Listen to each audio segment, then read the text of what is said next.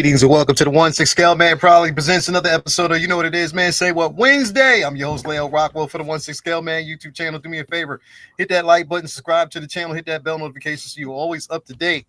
That's what we got going on the channel now. You can't see what I see. I see everybody behind the scenes prepping. You know what I mean? You had, we actually caught a glimpse of X's preparation. He had a couple people walk out and blot his face. You know, they were, he was, even he was actually getting his diction together. He was saying, get his what together? Diction. I'm about to say, would you like to enunciate? His diction, red leather, yellow leather. He was actually doing that and repeating it in the background. Pause whiz. Definitely. He may have put the emphasis on the wrong syllable. Pause whiz in the syllable. I don't know what that word means. Pause whiz in that as well. Pause whiz. Diction, syllable? Bro. Like crunchy, creamy, cookie candy cupcake. Yes. Exactly. There you go. No syllable over here. Like Eddie Murphy said, nothing's wrong with my yang. Hey, say this real fast. Red leather, yellow leather. Say it real fast. Red leather. Yellow leather. again. I'm about to say he said fast. I can't do it. Red leather, yellow. Say it one more time. Red leather, yellow leather. Oh, red leather, yellow. Red leather. It's hard to say that shit, right? No, my favorite method of warming up is. Hey, don't do that to me on air no more. That's diabolical. What? Try this one. Kittens and puppies and kittens and puppies and kittens and puppies. That one's a good one. Just warmed up. Anyway, man, thank you, Mr. Mixed Pixelic. That's the best I can do. See that one? Yeah, that one fucks me up every time. Backwards, what was it? Cliplo skin. Ain't that what it's backwards? Mixoplick backwards is Cliplo skin. Oh, so you took it to a whole nother level. Yeah, verisimilitude. Verisimilitude. Okay. And other $5 words. Hold on. Aluminium, linoleum. Yeah, aluminum, linoleum. But see, in Australia they call it aluminium. That's what they say in aluminium in Australia. That's crazy. That's crazy. Pronounce adamantium.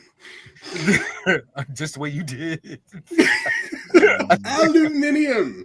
Adamantium. That's the only way you can do it, bro. Australia. Bro. Yep. He said, yes, we do. Aluminium. You already know, brother. Come on, Ash. I don't mean to let people in on all of our secrets. I say our secrets because I am a dual citizen, so I am also an Australian citizen. You already know. That sounds far more classy than what we do. Aluminum. Yeah. Aluminum. You already know what it is, man. Oh, I love it. Always, man. Always. But anyway, man, thank you guys for being here. What's going on, Prop? Hey, Prop Whiz, Pause Whiz. Hey, Calvin, we got a new term. Somebody says something that's kind of derogatory or suspect. We say Pause Whiz, bro. Pause Whiz. I know. It's risky. I'm hoping I'm on the right side of that whole pause thing. I'm gambling. Bro, the first time it goes left, I'm out. Is that the new cap? Oh yeah. I got the new cap. Ooh. Bro, this is where I film at, man. So we sitting on the table. He got to share the table with me, but you're gonna lose an eye, my friend. You gotta be careful with that one. Dog, that is glorious. Holy smokes. Dog, yo, head sculpt, man. But I sat it next to the other ones. Falcon and Winter Soldier one, it's holding up, yo. The old one's holding up as well, bro. You said Flex Whiz. Nah, it's dope, man. But definitely, brother, how you doing? You good? You good money today? Yeah, man. Living life, dog. Living life. Word, man. Trying to hold on to my money, son. Everybody is right now, bro. Because I don't know if you've seen it. There's an onslaught coming. It's not onslaught. It's not an onslaught of new releases. It's onslaught of stuff our new pre-order coming. New reveals, that is, but all the releases, bro. They are just dumping on that shit, bro. That shit kind of pisses me off, man, because it just lets me know how long they've been holding on to this shit, bro.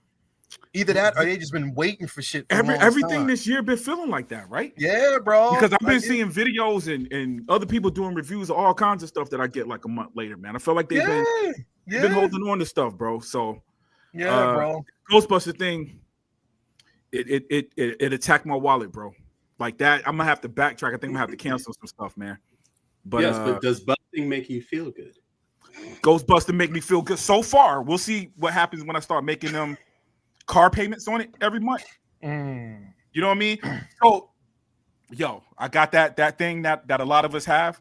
Where I'm not thinking about tomorrow when it comes to this. I dropped the loot and I'm not thinking about tomorrow. But tomorrow, so you don't think about the consequences. You just actually get it out the way in the beginning, right? Right, but it's gonna come. You know what I'm saying? That's the problem. This is a problem for future Prop Wiz.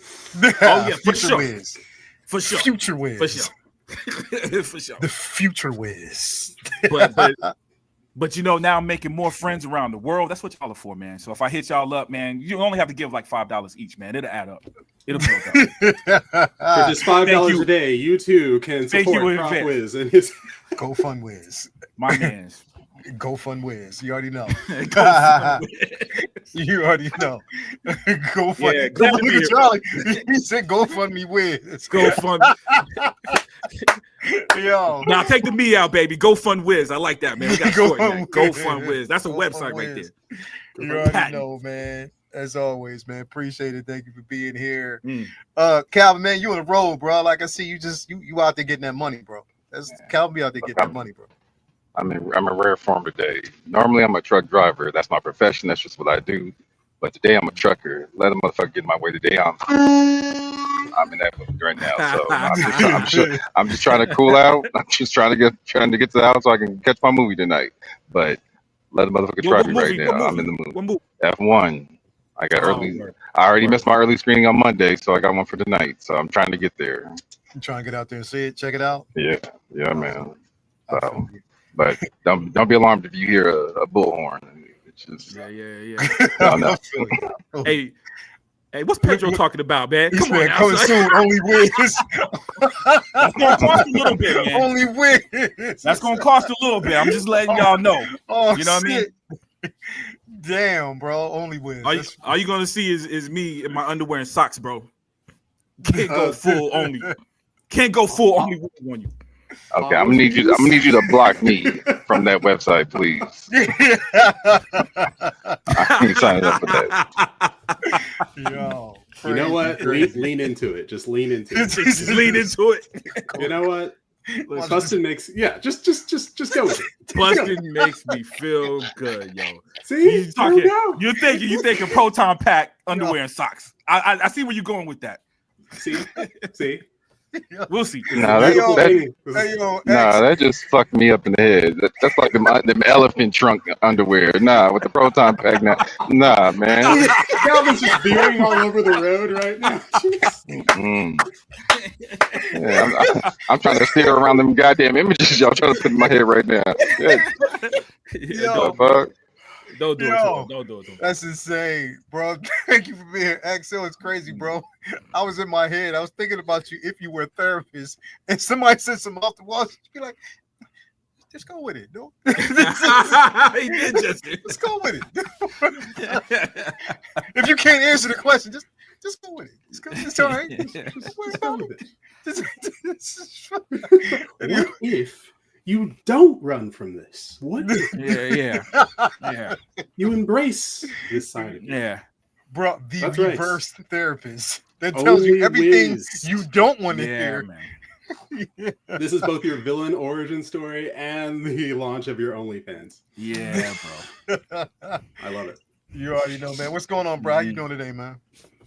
Me? I mean, it's Cheeks Day. Glorious Cheeks Day. Let's face it. Tomorrow, I've got Megan 2.0. And then next week, I've got Jurassic World Rebirth.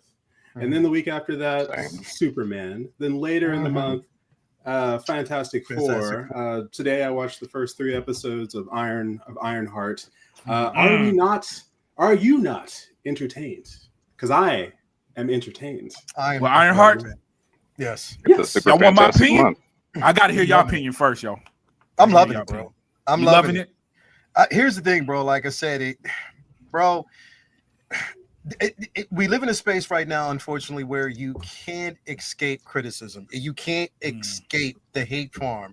You can't escape people's, rational, and I don't even want to say rational, but irrational opinions about the Black struggle, bro. You can't escape that. It is what it is.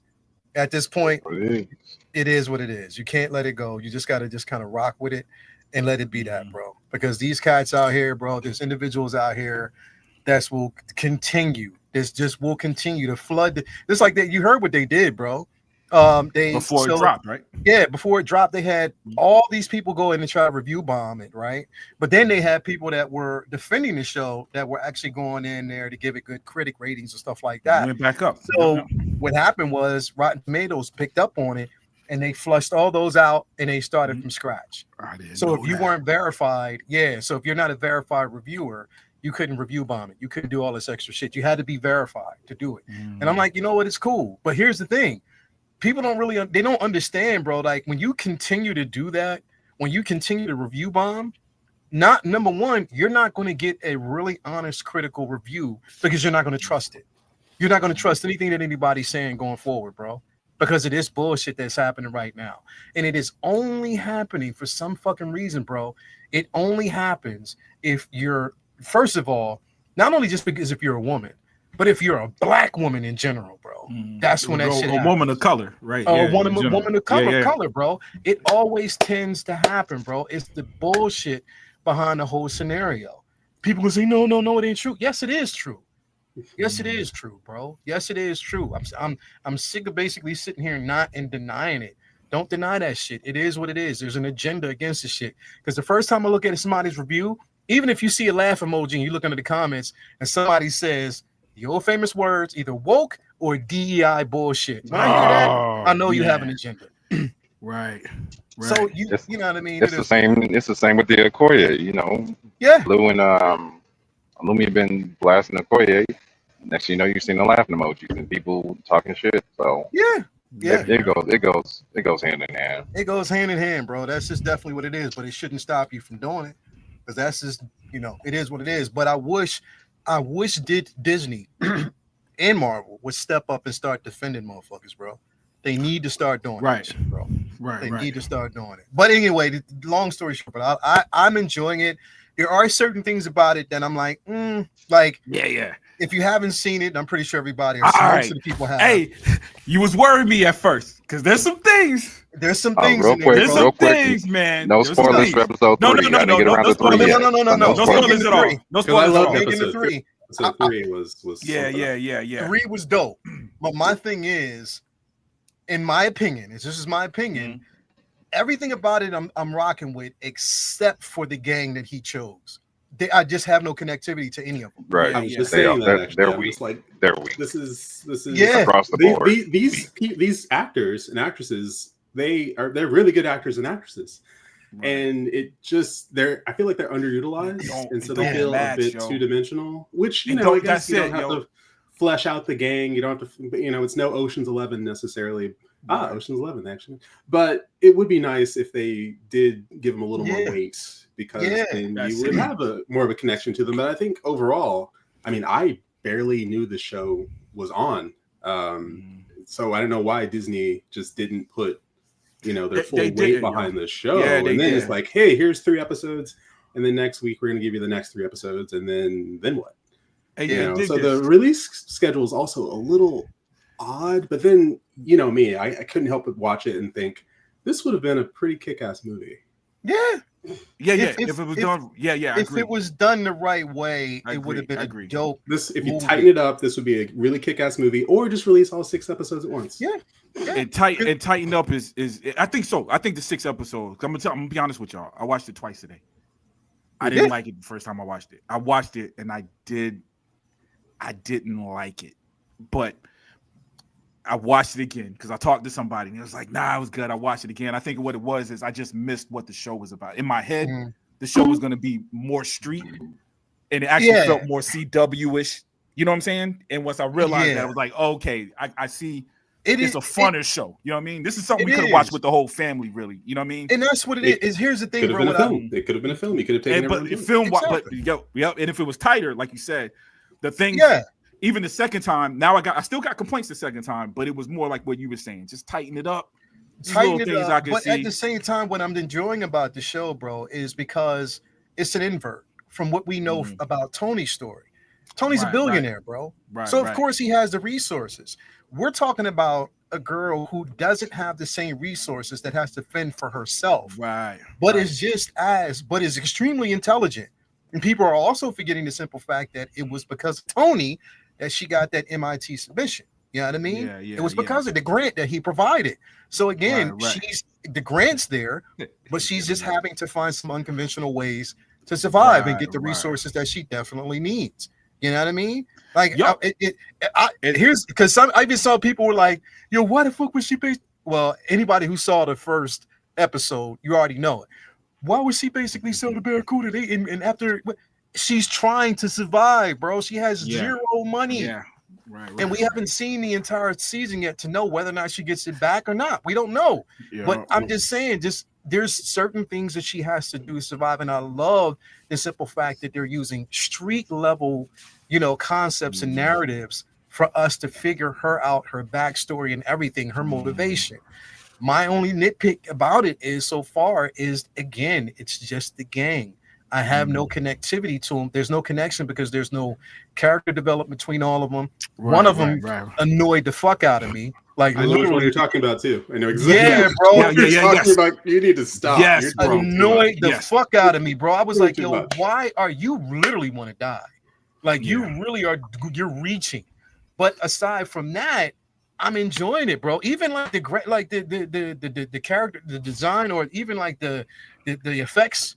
You know what I mean on it? Oh, the effects was dope, son. Yo. I was surprised. The effects was dope. And when I was watching it, I found myself not like, sometimes you watch these superhero shows and I want to get to the Iron Heart parts. Let me get to the. I was interested in the story. You know what I'm saying? Yeah. But like I said, it was a couple of parts. I'm looking for it. I'm in there, man. I'm bro. Yeah. You can tell the love interest dude that's in there. His acting coach was Calvin. You can tell that, bro, because he was so smooth. He was smooth the entire, bro. He was super fucking smooth. This motherfucker made like a, you know what I mean, like a host. You know what I mean? He gave her a Walkman, bro. That was classy, bro. A Walkman with a cassette tape. I wanted to see that. I was like, that's what I'm talking about. He gave her a whole playlist. I was like, ain't nothing but Calvin. Yeah. Dude, I started watching the show. Huh? Hey, I didn't like the what y'all feel about the main bad guy, dude? Or I don't even know if he's the main bad guy. I didn't like that dude. I didn't like him, bro. I didn't like his acting, yo. The more I see him, he's growing, right now, bro. I feel like in episode 3, starting to come into. Yes, okay, I agree with that. Yes, so that's why I was struggling. Like I said, together. The second At first, time, you're like, he doesn't even have man. years in terms of Right. He's it's the struggle. Because you can tell basically between him, there's certain things that's a push and pull. There's a struggle basically within. He genuinely, in my mind, really cares about that gang. He cares about his crew. Right. You know what I mean? He does. But again, they just have to get the job done. And I think that the more he's using the cape or the hood itself, I mean, if you know anything about the hood story in the comics, you already know what happens. Parker is really, really, there's a lot of depth to that character in the books. Here, the way he's playing it so far, we're just seeing the beginnings and we're just seeing certain things. And I'm glad that there wasn't a whole origin story behind it. We're jumping in after he's gotten the cape. There's going to be a lot that I think we're going to actually discover about it. I'm just waiting to actually see. But in my opinion, he's not the main villain. I'm just letting it go. No. He's definitely not the main villain. There's more to come with it. And Calvin, once you see the third episode, you'll understand. The main villain was making me think that this was going to take place in Boston, and I got very excited, only for us to go to Chicago, which I also love. Chicago. I was just like, oh my gosh, we're in. Oh, okay, now we're leaving. Well, that's okay. Well, it's fun. It's fun for me to watch because so much of Atlanta's in it too. It's filmed in Atlanta. Yeah, a lot of it filmed in Atlanta. So it's like there's a lot of Atlanta, dude, bro. Even some of the buildings and certain areas that they wasn't Chicago. Right. Yeah, what I mean, it was Atlanta. So, and that's what I kind of liked about it, bro. But I'm enjoying the show so far. Yeah. Everybody out there, basically use your own mind. Like literally, like I'm just saying, don't listen to these fucking. You jump on these platforms, you jump on the Instagram. If you see Marvel put out or whatever, if you see a laugh emoji, you already know it's going to be some hate bullshit. It's deliberate. We should already expect it now. Go into it with your own open mind. I'm guaranteeing you that you'll actually enjoy it. I'm enjoying it. I'm hoping, which we probably won't. I'm hoping we actually get a suit from it. I'm really do, bro, because I would love to have that in my collection. We got Brandon Salad out there. He's like, shot. I'm trying to say it in his voice. Chi-town. Because you know he's smooth as shit, bro. He don't. It's just one thing. Chi-town. Pretty portrait of Chi-town. You already know, man. We got Blurred Dad Life represent for Riri. Yeah. You already know, bro. That's what I'm Yep, talking yep. about, bro. Represent for Riri all day. I'm loving the show. I can't wait. And everybody's been saying the same thing. It's a slow crawl in the very beginning, but they said like the end of the season, it picks up and it's incredible. Oh, that's And what it I'm kind waiting of for. finishes Yeah. off and rounds out. So I can't definitely wait to see it. Oh, I hear the finale is fantastic. That's what I'm Yeah. hearing, man. I hear the Yeah, finale yeah. is really, really great. So Yeah, man. I think we'll get there. I really do. I mean, again, I really liked episode 3. I liked it a lot. Brady, come on, man. You know I'm right. That's what you said. He said, come on, man. He already know. Definitely, man. I've hung out with Brandon. Actually, I'm gonna see him next month for San Diego. So Yeah. he ain't lying, B. He got you pegged on that one. What's funny is one time he came up to me. I think that was the in-art event, and I just kind of be off to the side, just kind of doing me in the corner. He was like, "Hey, Cal, you really are low key, ain't you?" And I was like, "That's all I know how to be." Yeah, yeah. Bro, But it's funny because he hit me with the same smooth level, that's the same so- voice, bro. It's the same smoothness, bro. Like, is this a smooth tone? I think he'll cuss you out in that same tone, bro. I'm about that life. I will fuck you up with my camera. Don't try me, son. I'm that real dude. crispy in 4K. Crispy. You already know. And shout out to Brandon, bro. That's my dude. That's my guy, man. But yeah, man, let me see what's up there. What's going on in the chat, man. We got Sterling in the building, bro. I'm telling you, Yes. you got to get a print. If you get a canvas from this dude, bro, it is a work of art. That Wonder Woman is everything, bro. I thank you so much for that, man. He said, what he say with Brandon? You ain't wrong. That's my dude, bro. We got Charlie the Unicorn in the building. I'm about that life. You already know, bro. Who else we got in here? We got Johnny Saunders in the building. Good evening, gentlemen. What's going on with you, bro? We got Ren's Talent, funny ass Ren's Talentino, bro. He's you need to be smoother than that layout. You already know, bro. Who else we got? Ellen Walker's in the building. Thank you for being here. Ash Chase, my guy, my fellow Australians in the building. Thank you for being here, bro. Yomo is in the building. Appreciate you, brother. We got the movie canon, my dude, in the building, bro. What's going on with you, man? S Bizzle, S Bean in the building. Thank you for being here as always, man. We got who we got? Blurred Dad Life is in the building. Thank you for being here as always. Who else do we got in here with us? Ghetto Yoda's in the building, man. Appreciate you. Thank you for being here as always. We got Mark P in here with us. Who else we got? Who else do we got with us? We got Wills 305 is in the building. Thank you for being here, bro. As always, we got Jay Hunter in the building. We got the one and only. I wish Eric Andre had more to do. Yeah, definitely, man. We got assistant to the regional Sith in the building. Thank you for being here, bro. And I actually saw a super chat in here. I know they got it. Where's your super chat at, man? I'm trying to find it. Did you just put one in there? Yeah, you did, man. Here we go. I might be crazy, but when the show started, it had a Miles Morales Spider-Verse vibe. It did. It did with the intro and the dialogue. The way she was basically the narrator in the very beginning. You are absolutely right. I didn't see the reveal coming of a certain character come. Yeah, bro. Yeah, definitely, bro. I got to definitely watch it again, man. I'm loving it. I don't care what nobody say. Who else do we got in here with us? We got Mark Lee is in the building. It's a war of attrition. Collective love will defeat the hate in the long run. See, that's some smooth shit. Mark Lee. It sounds like he's talking about the real world right now, baby. He is, bro. He just Where's got the hope? Martin on this real quick. Okay, I see you. Bro, he even made X like It's like, hell yeah, bro. You already know. Who else we got in here with us? We got let me see. Jason Blige is Jason Blue is in the building. Thank you for being here. Evening, how you doing, man? Who else have we got in here with us? Striker 47 in the building. Thank you for being here. He said keep hydrated. 99 degree, bro. It's hot as shit outside here. So I already know. We got Roach with the jackets in the building. Thank you for being here, man. Who else we got? Pedro Lopez, bro. I cannot wait to see Megan 2. I love the first one. I cannot wait to enjoy the second one. So I'm definitely gonna go check it out. Who else have we got in the building? We got my man Fig Poses in the building. What up, Doe? What's going on with you, brother? It's always good to have you here with us. Ghost Drone is in the building. Thank you for being here, brother. As always, boys, my Jazzing 89 Batwing will be here next month. Already received my 2022 weathered Batmobile and 89 Batmobile recently. The quality is so good, brother. Hold up, and I think Ghost Drone. Hold up, X wasn't he the one who said he got both of the or was it all three of the all the tumblers? The tumblers. I think it was him. I think he was one of them that said he actually pre-ordered all of them. Either that or two of them at least. I think. Yeah. Now, Ghost Drone, how many tumblers did you buy? Yeah, I want to know, bro. I definitely want to know. Clinton Martin's in the building. Thank you for being here as always. We got Malika McBain, WRNR, Real Negro Radio, WRNR on your listening dial. Thank you for being here, brothers. Always, we got Chuck G in the building. Thank you for being here, man. As always, definitely appreciate you. Who else have we got in here with us? I feel like I'm doing a romper room, bro. If you know, you know.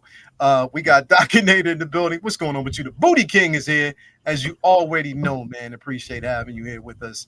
Who else is in the building with us? We got 12 minutes.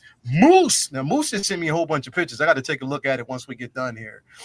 See what he got going on. And my man, Chicken McFly in the building. In real life, Dan Aykroyd has one green eye, one brown. Can anyone tell if the new Blitzway has it accurate? I know the old one doesn't. That's definitely a question.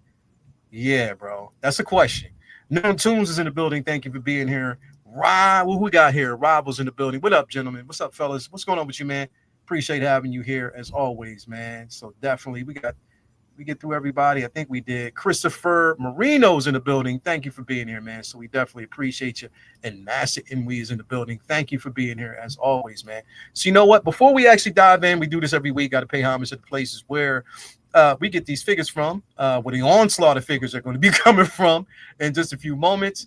Definitely got to give a shout out to our guy, Ray over there at Underground Figures. Again, that's all day, every day. Ray, sign up for that newsletter so you're always up to date when a figure's being revealed or released. No NRD, shipping and handling is definitely reasonable. Make sure that you create yourself an account because you never know when a figure that you're looking for will be released or comes up basically with a discount code or free shipping. Make sure that you are in the now, man. Hit him up. That's my guy. Tell him I sent you over there. He'll take care of you. Also, we got to give a shout out to our guy, Ray, over there at Hawk Wars Toys. That's Hawk Wars Cool Water Ray. Ray's juke joint, as he was anointed. Making sure that you get not just the figure, but you get comic book stickers, the works, everything, man. Proud sponsor of everything that we got going on over there at the Figure Flex Friday Facebook group. Hit him up. He'll take care of you.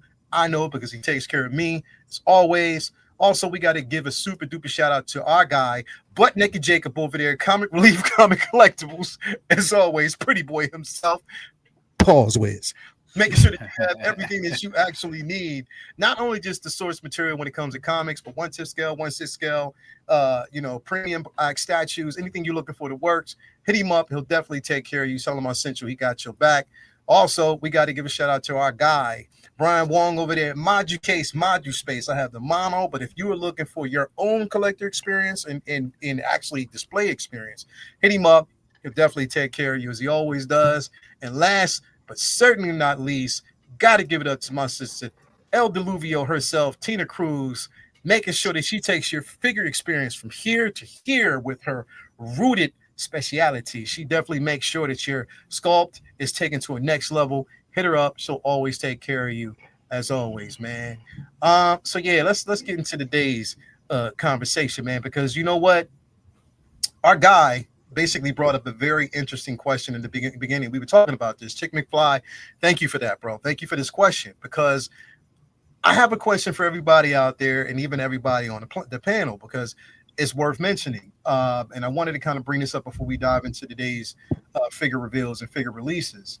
And the question is, does inaccuracy define your collection experience? You know, if there are certain inaccuracies in these figures, right? Are you just prone to be dismissive, or is it just one of the things where you just can't have that level of inaccuracy? And I want to start with you first, Calvin, because man, we already know when it comes to Busters, bro, like you there, like you like, yeah, this it got to be on point. You know what I mean? I want, you know, I want this to be good. If I'm collecting, if I'm putting the money in it, I think it would have to be good. What do you feel about this, bro? I didn't know about it till you brought that to my attention. So I will be looking for those details now that I know that it's available, and that's a fact. But didn't bother me otherwise prior to that. But obviously, the amount of money, like my man Wiz said, paying damn near a car note for that shit. So expect it to be accurate. Yeah, I get you, bro. Overall, prop man, when it comes to like collecting, you know, we get a lot of figures in. Yeah. You know what I mean? You just got that Sam Wilson cap in. Mine will probably be here next week. I got a notification about that. I got, you know, mind you, these are already paid off. So my Falcon cap, my one figure need that high solo, man. Need that high solo. One figure that doesn't get talked about enough, but I have it coming and I'm happy about it. And that's that Black Manta from, you know what I mean? Oh, beautiful. Yeah, that'll be here. Also, another figure that gets a lot of hate. My Rock will be here as well. You know what I mean? My Magneto, Hano Studios Magneto as well. So there's a couple of things that are actually coming. You know, that'll be here. But my question is, when it comes to like inaccuracies, does that sometimes deter you from really diving in, or are you just like, you know what, there's inaccuracies, I don't really care? I just go in, bro. I just go in, because we came up during the time with, you know, and my collection is probably y'all's, a lot of people's, right? Like, it's more than just 1/6 scale, dude. I've got everything, bro. You know what I'm saying? Statues and 6-inch figures, 7-inch figures, yo. You know what I mean? So I'm used to things not being inaccurate depending on scale. But we grew up on this stuff, dog. You know what I'm saying? Our figures did not look like Luke Skywalker. I was looking back at the old Luke Skywalker from that day. Luke Skywalker looked nowhere near just a white face with yellow hair, not even blonde, right? Just with yellow hair, bro. And the like a Charlie Brown character, bro. You know what I'm saying? And big ass yeah, bro. Yeah. So I'll take it back to say at that time it was inaccurate to me. Like, it used to bother me then. Like, remember they used to have the lightsabers that had the little sliders. That bothered me, bro. You know what I'm saying? So when we got to a place when it started getting comfortable and good, I was good. So with that being said, now there's the other side, and this might be controversial. This is a weird thing to convey. Because I do toy reviews, I don't even know. I can't even believe I'm saying this on air, bro. But I'm just being transparent with y'all. Because I do toy reviews and box openings, I've become more critical over the last maybe 2 years. You know what I'm saying? So on a personal level, when I'm collecting, I don't care if this figure looks like Jack Burton or not. If it's from Big Trouble in Little China, I'm copping it. Because it's a piece of that nostalgia. But when it comes down to sitting down and opening it, and then that's when I really start noticing, like, damn, this really doesn't look like whatever. You know what I'm saying? So that's just me, bro. You know what I mean? But and who's to say they're going to make? We might never get the accurate. You know, so again, not to make this long, but that's what I'm facing. Like, either I get this 89 Batman now, because I don't know if they're ever going to make one more accurate than this, because we've had things that's come out that they've never made again for whatever reason. You know what I'm saying? Yeah. If you didn't get this Green Hornet figure, this Kato figure, you might not ever get one ever again. You know what I'm saying? Unless you go to, you know, some custom joint where you got to spend a little cash. So that's just me, bro. You know what I mean? If I see it, now, is there a level where it's so inaccurate that it don't make sense? Yeah. You know what I'm saying? So I'm just talking about nitpicking. Whereas, like, outfit look like it, you can clearly see that this is Jack Burton. I'm copying it. Yeah. I mean, Wiz philosophy. He said, "Where's philosophy?" I feel you, bro. I definitely feel you. X, Because we talked about this a little bit behind the scenes, bro. Does it, you look at all your entire collection, and we know that not everything is going to be 100% accurate. Even the best figure that you may have in your collection right now that you love the most is not going to carry that level of accuracy. Does that bother you, or are you just like, it is what it is? Well, it's a lot of what Prop said. I can definitely relate to. I mean, I grew up back in the day, when you had Kenner figures based on films like Jurassic Park or anything like that. Batman. I mean, you look at what happened for Batman Returns. The Penguin that they gave us was a repaint of another Penguin figure. It was not Danny DeVito in the slightest. Those Jurassic Park figures, they did not look like the actual actors in the film. So I grew, those those Power of the Force figures, that buff Princess Leia. I love that figure. I really do. Along with that buff Chewbacca, they were all just buff. So buff, and at the time I never thought, oh, these are inaccurate. I never thought, oh, I just thought it's Princess Leia and here's Darth Vader. Exactly. He's been hitting leg day. Great. He doesn't skip it. I like it. And now that you get into this scale and I'm starting to spend this kind of money, the reason that I did was because I got whenever I got one of my first figures, which was the Empire Strikes Back Darth Vader. A friend of mine said it's like he just stepped right off the screen, and I looked and I'm like, yeah, it is like he just stepped right off the screen.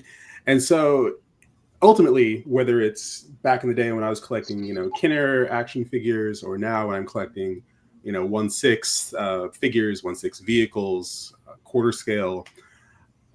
I'm trying to get as close to the thing that I have nostalgia for, as close to the thing that I'm a fan of.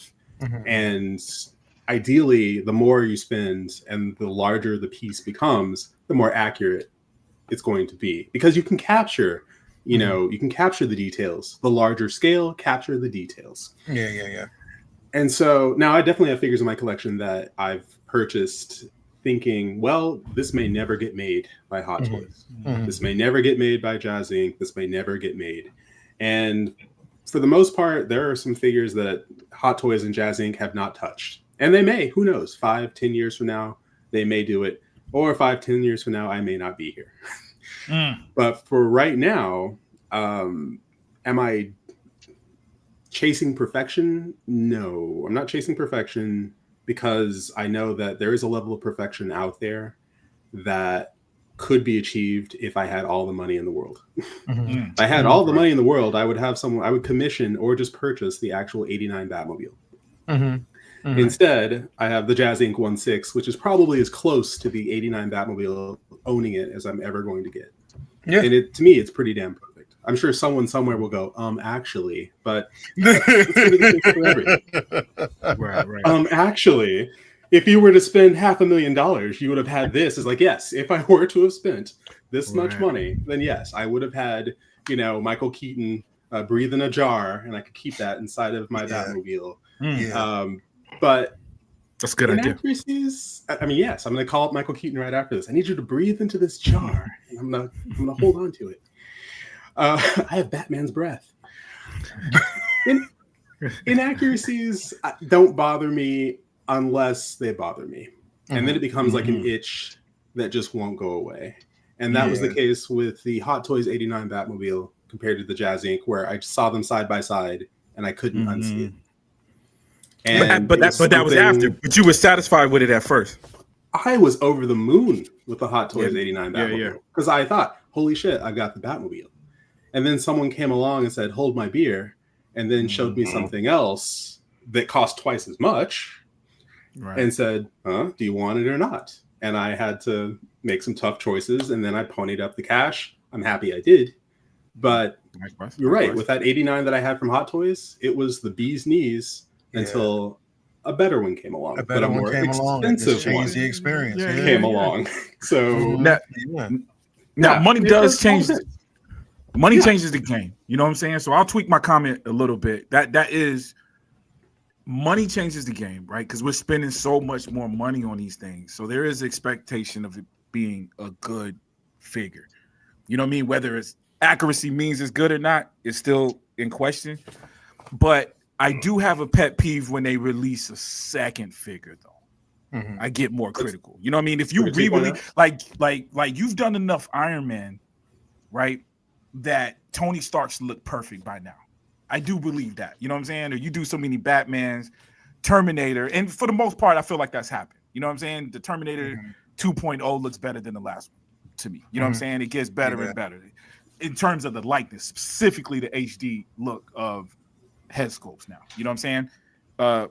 The Ghostbusters figures, I did look at those. You know what I mean? They got more of an HD. That's what the sell point was. It's more HD and it looks more realistic. You know what I'm saying? So those two things, money and how long we've been doing this one particular figure, this one particular series, I do kind of, my expectation goes up a little bit. Nah, I feel you, bro. To piggyback on what X said, the tumbler is exactly how I feel about it. My Hot Toys tumbler, I'm over it now that I've seen what I know I can get coming in the future. So that's a sore spot in my collection for me. The tumbler has always looked plasticky to me. I didn't open mine. Mine sat on the floor for 2 years, so I just recently opened mine. And as soon as I opened it, bro, it was glad to have it because of nostalgia. But it was like this looks like now that you see it's not what's a about lack to of come. paint. Now that you see what's about to come and what they're doing. What were you about to say, X? The fact that I hold less nostalgia for the Dark Knight trilogy. I like it. Right. I don't love it, but I like it. So if Prop were to say, "Hey, X, give me your address and I'll send you a tumbler," I'd be like, "Yes, please."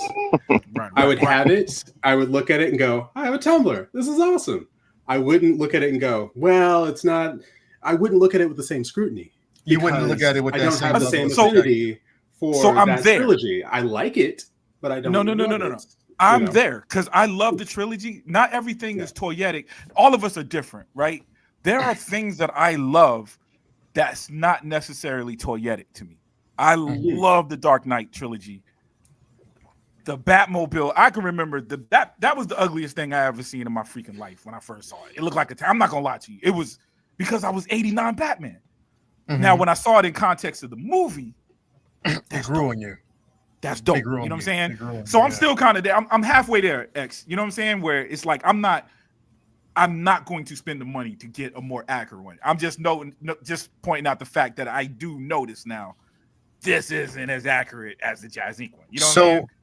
So I brought this up because it's a setup. Because this is a setup for this figure that was just released like last night, early this morning, right? So there have been questions though, because I've been seeing this a lot and even I kind of compared it, whereas people are really looking at it and saying there are still some inaccuracies within it, and that it is a bit softer from what we've gotten with the prototype as far as the head sculpt is concerned. Now you can tell that with this figure, they looked at the hair and was like, "Oh yeah, we got to do a little bit better because people think this is a Bob Ross figure." You know what I mean? So we had to get that hair a little bit more shapely, more accurate, which they did. I think they did a really good job with it. This is a figure that a lot of people have been looking forward to, and now that it's here, I did hear that a lot of people were sort of still slightly complaining about the accuracies of the figure, of the head sculpt, the quality in it, the quality in just the facial expression, the hair, is too many daggone wrinkled brows and stuff like that, or frowning lines or frown lines. That's been, pretty much the question. So I pose this to you first, X. What do you think about this figure compared to what we got from the prototype? And are you happy with it? Ooh, do you want the short answer or the long answer? Give them both of them. All right, I'll give you the long answer. You ever see the movie The Birdcage with Robin Williams and Nathan Lane? Yes. So you remember, if y'all haven't seen The Birdcage, it's these two gay guys who their son is marrying someone and the in-laws are coming, so they got to play it straight. And so Robin Williams tells Nathan Lane, He's trying to like coach him on how to, be macho. He's like, all right, John Wayne. He's like, okay. So Nathan Lane gets up and he does his walk, as he does his best impression of John Wayne. Mm-hmm. And he comes back and he, says to Robin Williams, no good. And Robin Williams looks at him and says, actually, it was perfect. I just never realized that John Wayne walked like that.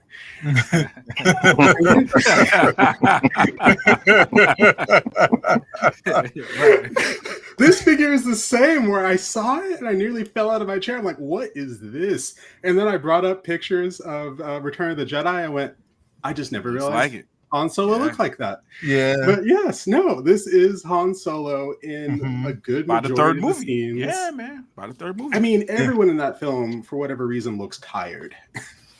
Everyone in Return of the Jedi looks Mark tired. Hamill, remember Mark Hamill got into a car accident. So his face looked different.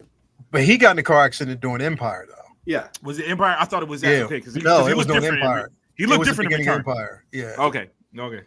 But, just the way it was shot and all that, it has a different, after Empire, the look of the film Return of the Jedi is kind of like here. Empire is like right here in terms of cinematography and all that. But no, this is the way Harrison Ford looked in Return of the Jedi. I mean, this was not his forehead through the entire film. No. Is the thing. Like, imagine this figure, but with a smooth forehead. Would the conversation be the same? Yeah. If the character had, it's just, I think that's the idealized version of, Han Solo that we think about. We don't think of him having, these all the time. And yet this figure is going, when you do an expression instead of a neutral look, this figure is going to have this expression forever. Yes, you can do the head tilt and you can move the eyes to try to get a different feel. You can move the hands, the shoulders, all of it, but he's always going to have his forehead doing that. He's always like who done it. Exactly. It's always going to be like that. That, I think, is the part that I think rubs people the wrong way, is that it's just one static look, and it's not neutral. He was like this in the film, just not all the time. But in your collection, he will be like this all the time. Yeah. Friends, shout out. We got Hawk Wars in the building, bro. What's going on with you, Ray? As always, man. So glad to have you here. Friends said his forehead got abs. He's silly. He's silly, bro. Calvin, what you think about this figure, man? I'm a pass. I'm gonna hand this off to my panel mates, because I'll be honest, outside of Ren sending it to me this morning, I looked at it briefly and then been on my day all day. So I really haven't had a chance to really check this out like that. But I'm sitting there listening to your guys' opinions about it. Got you. Prop, man. What's your thoughts about this piece? Bro. Mm-hmm. He looks like who done it, man. He's got the look like who did it. His wrinkles got wrinkles. You know what I'm saying? So, but to be honest with you, that's the first I heard. I hate it. See, again, being transparent, bro. Having a show. Being a guest on your show, it's certain things I don't even think about. Like, I didn't hear the negativity around this figure until tonight. You guys revealed it to me, and as soon as y'all started talking about it, I saw it. I didn't see it before, so when I saw it this morning, I was loving it. Couldn't wait to get my figure, and then y'all just planted this thing, this visual in my head, and now I'm looking at his head sculpt. Like, but again. If people come over my house, I judge it by that too. People come into the crib, are they gonna look at this and see Harrison Ford? Yes, sir. Yeah, hell yeah, they're gonna see it. Yes, sir. Hell yeah.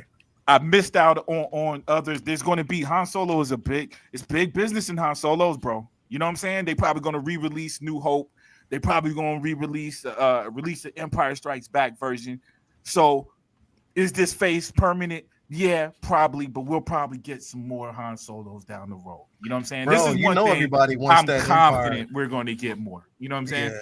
Yeah. So, dude, I'm good with it, man. I'm still super duper excited. I'm familiar. What other inaccuracies? Was there stuff in the uniform, or is it just criticism just on the head sculpt? It was just criticisms just on the head sculpt, and it wasn't really bad criticism. It was just that a lot of people felt as though it was softer from the actual prototype. They thought it was a bit, during production, there was some liberties taken. When I look at it, though, I'm like, well, they definitely, it's solid to me. And they definitely did get the hair right. Like, the hair is much much better, because that again, that is, like, X said, this does, it look like him in the majority of the movie. You know what I mean? Yeah. Like it does. It looks like he's still, slightly after being frozen in carbonite for a while, he's still trying to get his vision together. That's it. You know what I mean? Like they do, bro. Instead of a big dark blur, That's it's a big light blur. Yeah, bro. Yeah, Like, that's it. That's it. I love You know that what I line. mean? There's nothing to see. He's trying to You used to live focus. here, You're gonna die here, you're gonna die here. And I'm looking at the pictures, right? It's all dependent on the pictures, man. Like this picture looks awesome. Some of the pictures that do look a little funny, man. But Some of these that's look like every stills. figure, yo. Like some of them look like actual stills from the film. Like if you just looked at it and just didn't scrutinize it, then you would go, oh yeah, this is a still from the film. So yeah, I think, and I've seen some unboxings so far, and the live unboxings always the figure looks better in the live unboxings. I mean, these are good photos, I will say. These are good photos. But Chicken McFly. That's the face reminds me of the scene with Lance. Yo, when y'all said it, that's what I was thinking. It was like I saw this face in a very, very specific scene, and I think it's that scene. There's a look of surprise, a look of confusion, a look of revulsion, a look of what the hell. Exactly that. Just it's like when you kissed him. You know what I mean? It's like, yeah, bro. Oh, I like the pose when he got the guns out, the gun out like that. Yeah, man. So yeah, I'm excited. Those wrist pegs though. Yeah. Wrist pegs is horrific, yo. See, that breaks the immersion right there, big time. Is those wrist pegs? Well, there's a whole toyetic thing going on with the arms. I'm not gonna lie. You know what I'm saying? Yeah. I can see it, but hey, the action figures, bro. The action figures. Yeah. They gave Obi-Wan Kenobi seamless wrists for certain poses. The Attack of the Clones, Obi-Wan Kenobi. Yeah. This ain't no Obi-Wan Kenobi. No, this is Han Solo. Look, I know.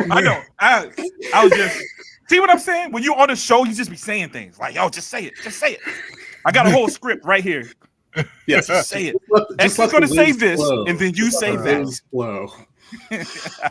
And that's the thing, like, because now when I look at this, bro, I look at this and I look at the scenes between him and Leia, and I have the twins, down there. How are they going to definitely look together? You know what I mean? That's right. In my head is the realism going to, because the thing is, the one that I have down here, again, this is before they were, generous with the purrs. This one doesn't have it. You know what I mean? So I don't know. But still, I think it looks good. I see no problems. Look at that expression right there. See, but not, yeah. I don't have those. All I have is the original Short King Wicket. All I've got is Wicket. So it's gonna be him and Wicket. It's just like, okay, I guess they can have like a buddy cop kind of situation going on. I don't know. Oh, you don't have the twins? I don't have the twins. No, that's why I paid off this figure. Already paid off. Did I do it right? Paid off. Yeah, bro. Yeah. But I paid this off, and now I'm looking at going, I'm gonna have a Return of the Jedi, Han Solo, and a Wicket. Yeah. And a Wicket. Sure. Ladies and gentlemen, boys and girls, I mean, when we talk about smooth, yeah, boy. When you talk about smooth and shit, you know what I mean? You can't talk about smooth without having one of these smoothest motherfuckers. You gotta say it like you in the hood. We got one of the smoothest motherfuckers in the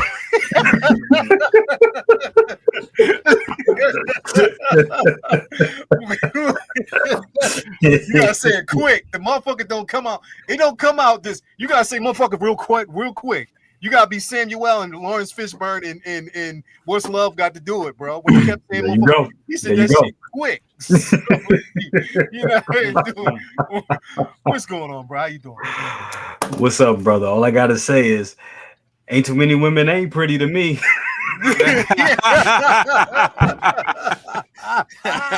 What is he doing? Bro, What are you doing? You're doing it all wrong. You know what I mean?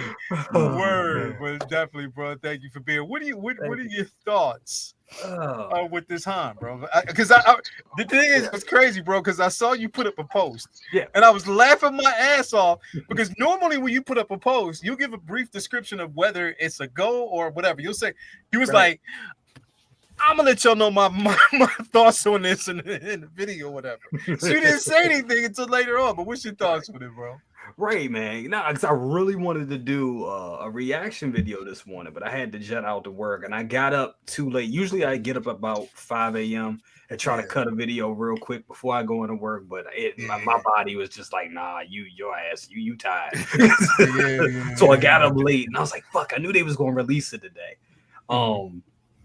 So yeah, man. I think it looks great, man. I think it looks amazing. I think they did a great job on it.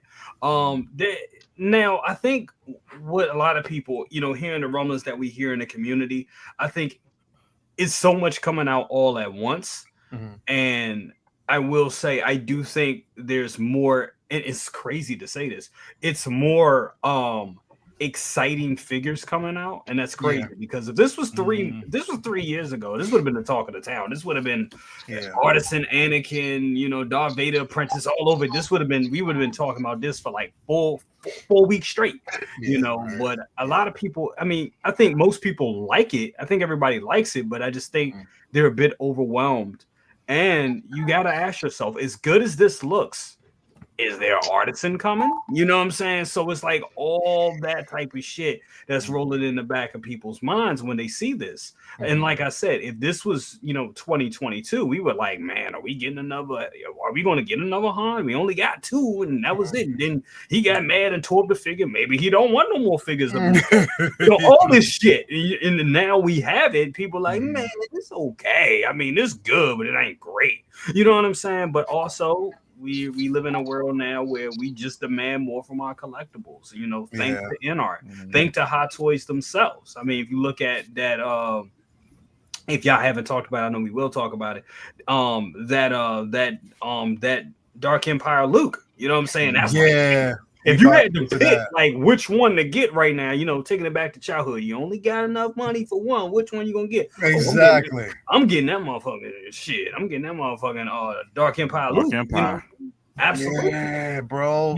That's the crazy part is that they released that first. And I wasn't, and I was completely clueless.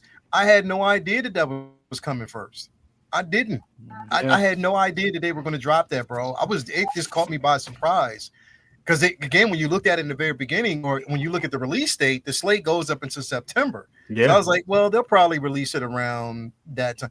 No, this shit is coming now, both the Artisan and the special edition. Trevor yesterday said that he should be getting his by the end of the week. And I was like, oh, you're getting the sculpted version. He was like, no, bro, the Artisan. I'm like, fuck. It's coming, Yeah, like it's definitely coming. So you're right.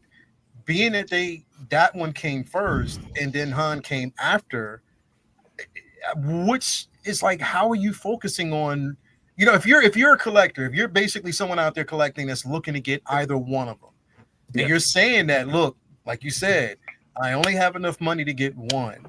Which one are you going to choose? Yeah. You know what I mean? Which would be the figure of choice? Like that's what you have to think about. Like, and And I still think getting like this Han would probably be as crazy as that sound. I do think the Han will probably be the better choice because we have so many damn Lukes and we have so yes.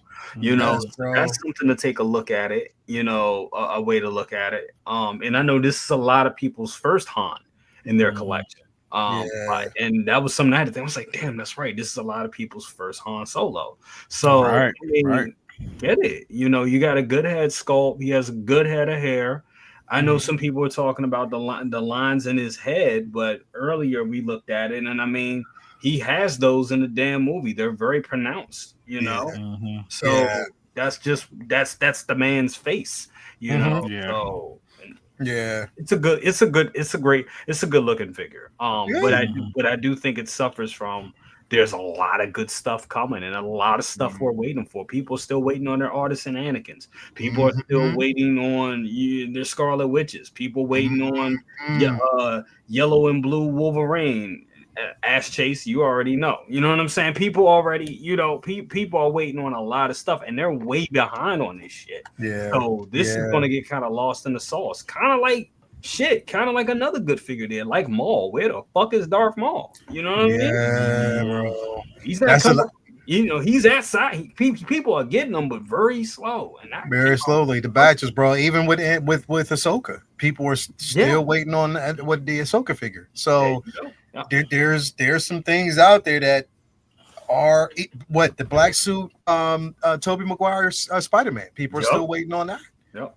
You know what I mean? So there's a few things out there that's like, when is it going to drop? So that when this happens, it's sort of like it. Not to say it gets lost in the sauce, because there's a lot of people who want it, but it's again surrounded by so many other things that we're waiting on and that people are waiting on. And that's why I'm like, yo, is this a deliberate thing, or does the tariffs has a lot to do with it? Because they're just getting things in bulk to kind of bypass that so they can release them. That's just gonna hurt. Because even here's the thing, the crazy part about it was, the shout out to Ray from Underground. He sent me a message. He was like, yo, this to kind of give you a breakdown of what the tariff fees are. 7% for this particular figure, but you know what I mean? Whatever. They're giving you that breakdown. And I'm like, shit, like this is real. It's a lot more serious than we think. You know what I mean? It really, really is. So yeah, man, I think this is definitely one of those things where it's a decent figure, but I think a lot of people are gonna, they're looking at it differently from the way it was, especially considering the simple fact that this motherfucker dropped. You know what I mean? Like this figure right here, boy. Like, God, this shit looks so good. It does. And you get both sabers, bro. I was like, oh shit, I forgot about that.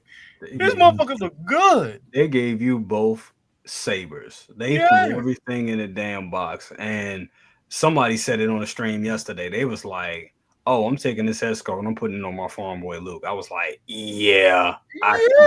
I may do that for a little bit. You can do it. You can do that, bro. Because look how good that head sculpt looks. I think it's the best. It's the best Mark Hamill we got, especially young Mark Hamill. That is young. I agree. Like this figure is absolutely phenomenal, which is crazy, dog. Because I remember buying this comic book off of the shelf. They had the comic book joint just because it looked like. Because I wasn't even used to my comic books looking like Luke Skywalker. You know what I'm saying? Mm-hmm, like they had the Marvel Star Wars. I remember that Dark Horse comic book coming out and like, dog, that art was like crazy. And this figure was it. You know what I'm saying? Yeah. Because remember when you first collected the book, bro, before you even read the pages, you like, yo, what the fuck is going on with Luke? You had the book. Yeah, I had the you had, bro. Yeah. I had to read this shit to real. I'm like, yo, wait, what? But then as I'm reading, I'm like, okay, I understand. Now I get it. But to see this translate, the translation from the book in figure form, damn, like, this right here. Yeah. And it's special because who would have thought we would have got this, man? Y'all probably knew, but this is one of them figures. Was like, yo, wasn't even in my mind that they would ever make this, bro. You know what I'm saying? Like I didn't know. I was in my own little bubble, so I didn't even know how popular this joint was. You know what I'm saying? Back in the day. It's amazing that they took this on, because I didn't think they would ever do this. I just need one thing though. Because I don't know when I'm getting this. I do want to. If it's a figure that I want a day one, is definitely I would love the day one this. But I mean, it's coming from Sideshow quick, so I would say just be patient. But for all my day ones out there, my day one, collectors, them, the warriors out there, I just need Reagan. I'm looking at you. If you're looking, bro, if you're watching, I need him to go and do and just have him next to Darth Vader and just play the music stunting like my daddy. That's all I want. That's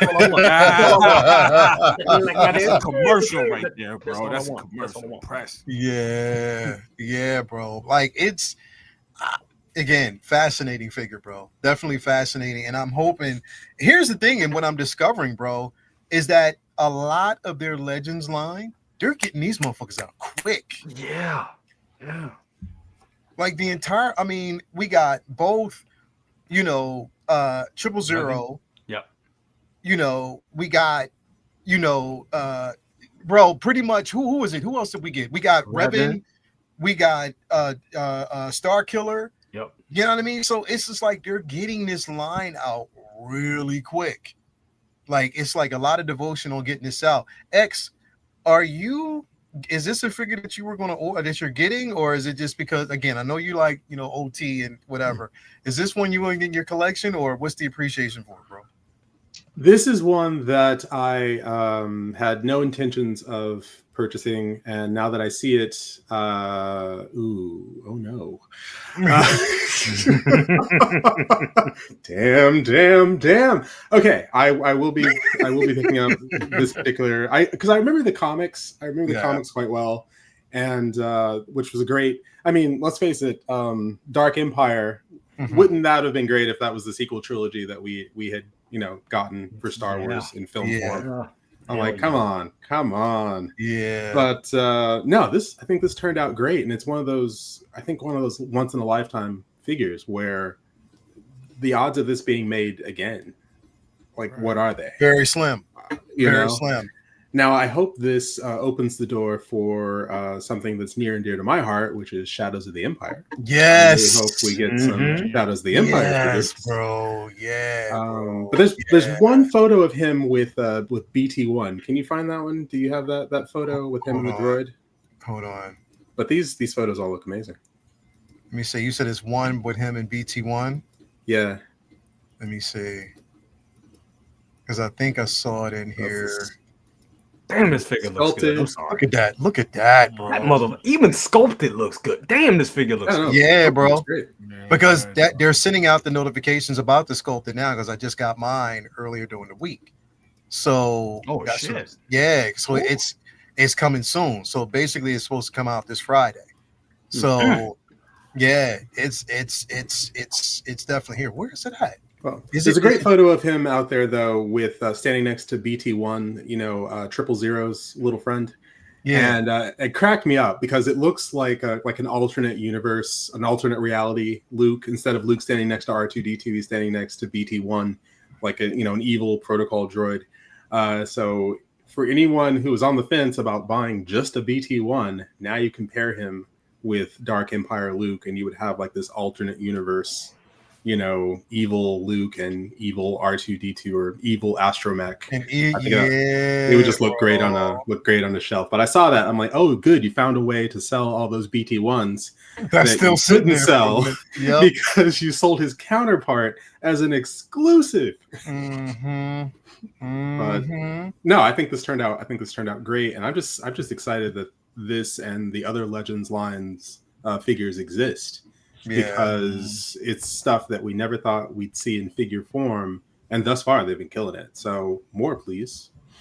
Yeah, I mean, why not? Again, I don't know how far down the whole licensing issue goes. You know what I mean? I don't know if it's you're only allowed to, because remember, Howard said that he fought hard for this.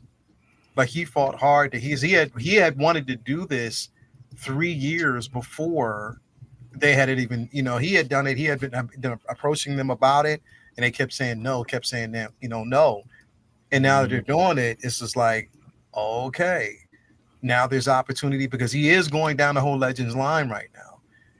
I would love for them to give us a Dark Empire Leia as well. You know what I mean? I would love that. It would be incredible, but we just got to kind of wait and see. Cal, what's your thoughts about this figure, bro? I think it looks dope. Unfortunately, I let mine go. It was a FOMO buy for me. So I was like, I've got my hand too many cookie jars, and I was like, something's got to go, and he got cut. Yeah. So that was that release during CaliCon while we're at Disneyland, in line for Galaxy Edge, and all 10 of us are in line trying to get the shit.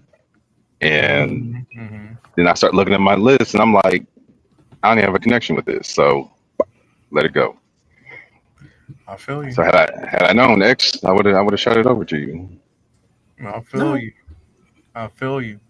So, Calvin, now that we talking to you, I want to ask you another question though. Okay, we're gonna slide into this real quick. What you think about this 1968 Batmobile though? Nope, I ain't fucking with it. I've held hard fast against going down that line, and I was like, I'm not doing it because I already know me. If I do that, I gotta go find the figures, and then I might have to get that bike, and then I'm not doing that shit. True. I know me. This I don't half-ass anything I do. So if I'm gonna do it, I'm gonna do it, and I don't feel like going down that line. I'm cool.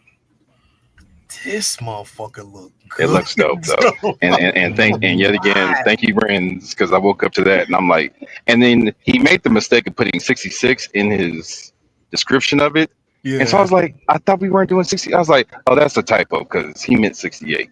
So I was like, nah, shut up, Calvin. Just exit. Don't need it. And I love the 68. I'm not gonna lie. I'm not gonna front. I love the look. It looks good of the 68.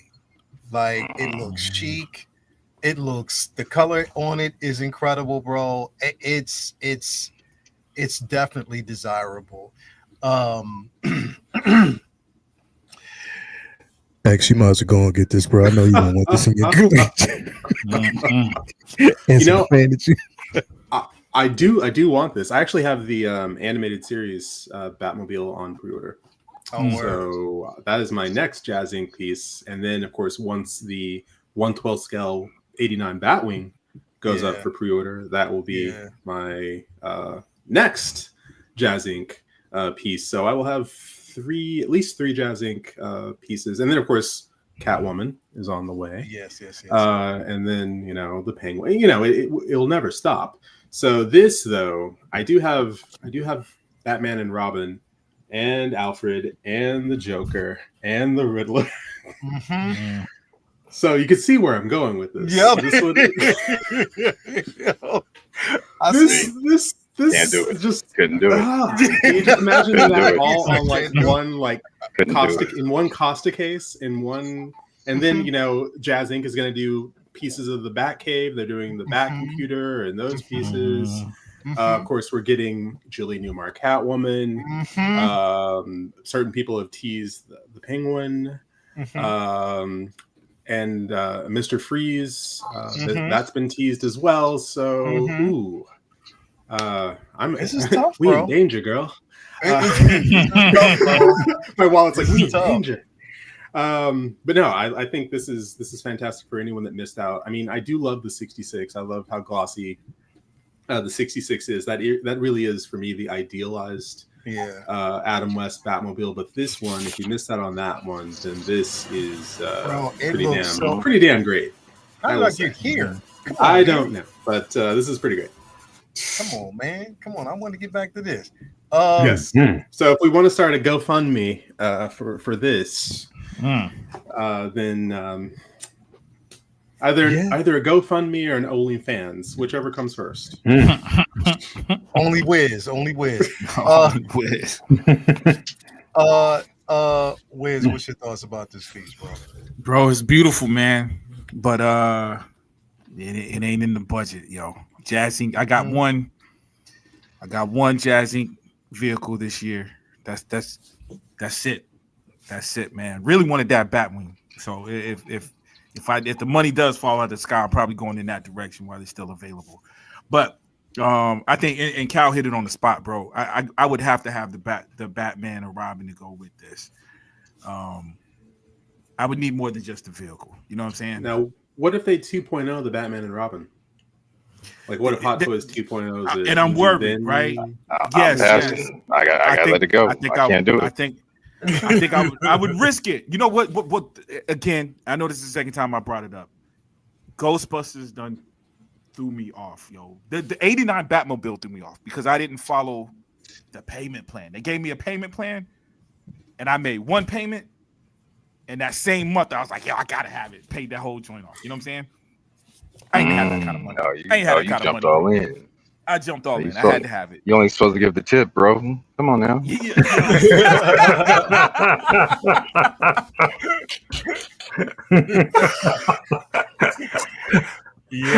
I can't even respond to that because that's what happened, bro. I went all the way in, man. I love it. You're like, to hell with this foreplay. Fuck this. Yeah, man. But you see how cool my man said it, though? Yeah, bro. Sir. Dog, I remember the feeling. You know when you did something stupid, but then I was instantly happy. It was like, it's gonna be. Yeah, that's why. Just the tip. That's why. So, just the tip. And the Ghostbusters, bro. What real quick was what people aren't thinking about. If you paid it all in full, that means that shipping hit you right behind that as well. So that was another $200-300. Right. Yes, sir. So this is exactly what happened. again, Yep, well, shit, you went balls deep. If that's the case, then shit, you went all the way in. I got it. I was happy when it showed up, but I struggled, and I could get over it. The Ghostbusters, I knew Ghostbusters was coming, so I kind of sat, but it ended up being a little bit more than I thought it was going to be, and the payment plan was credit style. Probably putting my business out there, but the interest rate. So the $1,300 figure is going to cost me more like $1,600 unless I pay it off. So them Ghostbusters, man, I didn't budget for that as well. You know what I'm saying? So damn, I still got figures on pre-order that's almost, you know what I mean? This payment's coming out, stuff that it's either already paid off or almost paid off. So I'm doing good, but man, all this new stuff, the big stuff like this, bro, I couldn't even imagine, man. Because what's the price tag on this? 1,600? I think it's like 15. I don't know. 15, 16 when it's all said and done. Yeah. Shit, more like 17, 18 after that shipping. Yeah. Pretty much so. So Jay, is this a pass for you, bro? Is this something that you iron, or you know what I mean? Because where you at with it? Not at all, because I have the original. I have the original 69. I have the 60. Well, yeah, I have the 66. This is the 68. Got you. 66. So yeah, this is totally a pass for me. I mean, I get why it's cool because he gives it's kind of a 2.0, kind of not. You know, it gives everybody another bite at the apple to get a 66 because at one point the 66 was going for like $5,000. And it still may fetch a good price because you got the glossy one. This one is more matte, but I ain't gonna lie, that matte is sexy. It's sexy. It looks good, bro. It looks good. But it's a great vehicle. It's definitely a great vehicle to have. I love my favorite color coordination is black and red. So this is like just beautiful. And then you have those colorful figures to stand next to it. It's just beautiful. It's a sharp looking vehicle, bro. It is. Here's the thing is, and I was saying this earlier, like looking at the 66 and then looking at this, you know, and I remember even being a kid that I favored this more because I actually had the 112th model of this. You know what I mean? When I was younger, you know what I mean? So it you know, it has a special place, but like you said, like everybody, I don't have these figures. You know what I mean? I don't have them in my collection. I don't have anything from this particular line, and I'm not going down that road. You know what I mean? Because again, you know, it's an unfortunate space that once you get it, you would have to almost forcing you to be a completionist. Because once you get everything else, you know, and that's what I'm saying. Like once they released that Julie Newmar, I had to say to myself, like, it's a dope ass figure. Right. What else do I have from that line? You know what I mean? Do I want it just because it's Julie Newmar? I had to stop myself with 66 because I'm like, I got the car, I got the figures. That's enough for me. That's it. That's where I stop. The Julie Newmar will be hard. Eartha Kitt would be. Woo! You gotta get Eartha Kitt anyway. I can't pass on that. I can't pass on that. That's history. That's damn right. That's history. So That's that I need to. bro. That's. I know I'll get that. I know I'll probably get the Catwoman, and that's it. I know I would like to have, you know, the Penguin and everything else come, but you got to know when to stop, you know. Yeah. But I know I know Eartha Kitt Catwoman. That's because for me, that is my first Catwoman. Yep. Because when I was a kid tuning in, she was the first one I saw. I thought it was reversed. I thought Julie Newmar came in and took her place, and I was pissed off for years. And people was like, "Oh no, kid, you got that backwards." But she took Julie Newmar's space. Yeah. Afterwards. Yeah. But and that's Yo. and she made it so iconic. Oh yeah. She did her.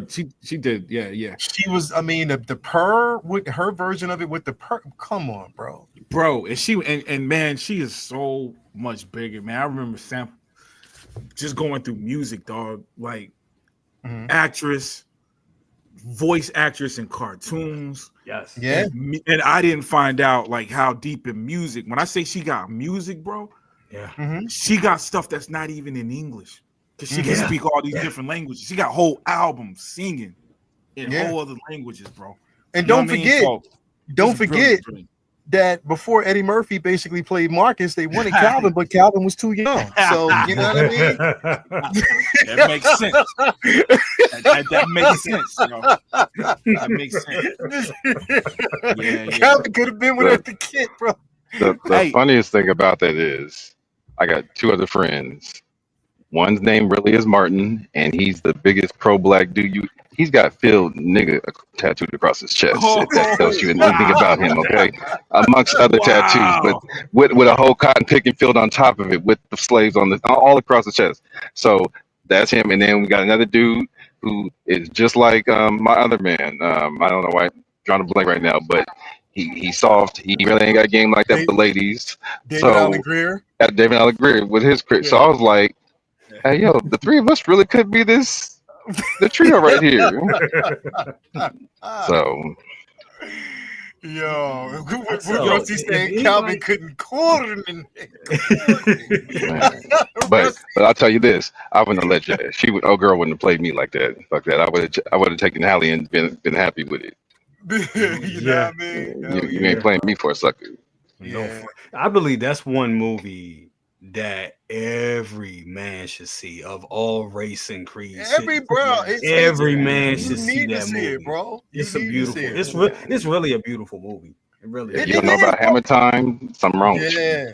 Yep. Well, but watching the movie, basically everybody says the same exact thing. It's just like you see Robin Givens, but then you see Halle Berry, and it's like the personalities are totally different. You see how sweet she is. But it's the thrill of the chase, going after something that you know you really shouldn't have and you can't have, but you just want. That's what it was all about. More so than that, he was super player and she flipped that shit on him. He wasn't used to that. Reverse. He wasn't used to nobody coming in and doing that shit to him. That boy had the whole office on lock. Yep. Definitely it was, man. So you already know, like, but I'm gonna tell you, and I stand by this, and I said it even when I was young. The most beautiful woman in that movie, in my opinion, was Grace Jones. Sorry. Shoot me if you want to. Really? Grace Jones was dope. It ain't worth shooting. It ain't worth shooting you because she's beautiful, what she is, bro. Grace Jones has always been beautiful to me since I was young, bro. But she was wilding in that specific movie, though. Bro, she was wilding, but she was dope. I thought she was dope, in my opinion. It was just my opinion. I've always been a Grace Jones fan, though, bro. So I'm sorry. You can shoot me, but I'm just basically I'll saying. take what you say, and I'll raise you a Layla Rashawn. Ooh. Yeah, Layla Rashawn was dope, too, until they showed her feet. Even though it wasn't hers. Hey, you know what? She even got I would have taken her ass to the shop. Hey, we would have went to the shop. Hey, fix her up. Do what you got to do. Get them right. Bro. Fuck that. I ain't letting that go. Bro, listen, bro. Did you see if you see interviews with Layla Rashawn, she'll even tell you that everybody that she dated or she came across after that would always ask her, yo, is that shit real? Is that true? And she'd be like, no, it's a movie. Like, damn. She said she would be around dudes that would look down constantly just to see, to make sure. I'm like, yo, that's fucked up. That's really fucked up. That's terrible. And I forgot that she was Come on, now that was Sunshine. Come on now. Sunshine, right? Yeah. And she was who was it? Gang related. Gang related, and if any given Sunday as well. Willie Beeman's girl. Willie Beeman's girl. You already know. With the braids. I haven't seen her in years. Yeah, she's you don't want to either. She's not the same. She ain't the same. She let it go. She ain't the same. She ain't how she used to be. Y'all see the movie Vamp? Grace Jones. It's Vamp? classic. Yeah, classic. yeah, classic. Yes. Vamp. Oh, you motherfucker, bro. Holy shit. He got the you want model and everything. You want your Grace Jones? Let's see. There she is on the back. Hell yeah, bro. Yeah. With That's Hell dope. yeah, bro. Love me some Now, Grace view Jones. to kill, man, is my Grace Jones. Yeah. Oh, okay. James Bond, bro. James Bond. Yeah. She just did a concert like recently with Janelle Monáe. Oh, really? Yeah, her and Janelle Monáe were in concert, before. Yeah. That's amazing. That was a dope. Wow. That's definitely a dope dichotomy, bro. I love that. That's man. amazing. But yeah, man, like again, with this vehicle, it's I wouldn't go down this line because I can't. It's just I don't have anything else from it, so there's no desire to have this. I will say this though, a Batmobile, because I have Batmobiles with the figures, right? But I have Batmobiles, 1/6 scale Batmobiles displayed in my house away from the figures. Like a Batmobile can stand on its own. You know what I'm saying? Now you got the completionist, because I'm a completionist. But if I was just to take that out, it's like this thing has a presence all You on can its stand own. by itself. I believe it. I believe it. Oh yeah, I could have believe this with no figures and be perfectly happy. Yeah, that's what I'm saying. Since you got majority of the figures, actually knows it going. But I do. Well, the thing is, I have the majority of the figures. I just need about 2 more, and I would have all the figures from Batman the movie. You guys remember that Batman the movie? Oh yeah. So that's what I'm going for. Do I need Egghead and King Tut? All those. Yeah. Mm-hmm. Yo, Egghead, man, Vincent Price, you gotta get Egghead, son. Yeah, you might just gonna get this Yeah, because you're you're gonna right. get 68. You don't have. All right, but I won't get King Tut. How about that? I won't get King. King. But you I can will slide get. King Tut. I will get Mr. Freeze. Yeah, Mr. Freeze is just gonna get this, bro. But before I get any of that, I need a Kite Man. God damn it! All right, I want to, and again, I don't want to keep going through this. I mean, I know we already went through it before, but I got to round it back, bro, because this still has been a discussion for a few days. Like it's still been a discussion since Friday, almost like people were definitely licking their wounds. All my money, son. All the money. Jay, I didn't get a chance to talk to you about it because you had already pre-ordered it, right? You already had it before the release date, right? Oh no! I was in the queue with that. Well, it wasn't a queue, but yeah. What was your? And that's because I didn't get a chance to talk to you about your experience, bro. Trying to get this, bro. It was frustrating as fuck because I was there at 9. No, Jordan. Sorry, it was like 8:45. I was like, all right, here we go. And as soon as it came in, I was like, all right.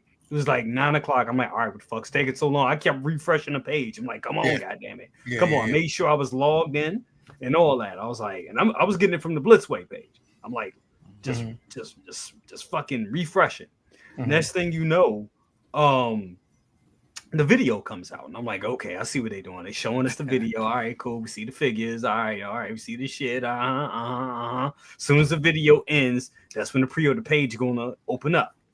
Video ends, page doesn't open up. I'm like, what the fuck?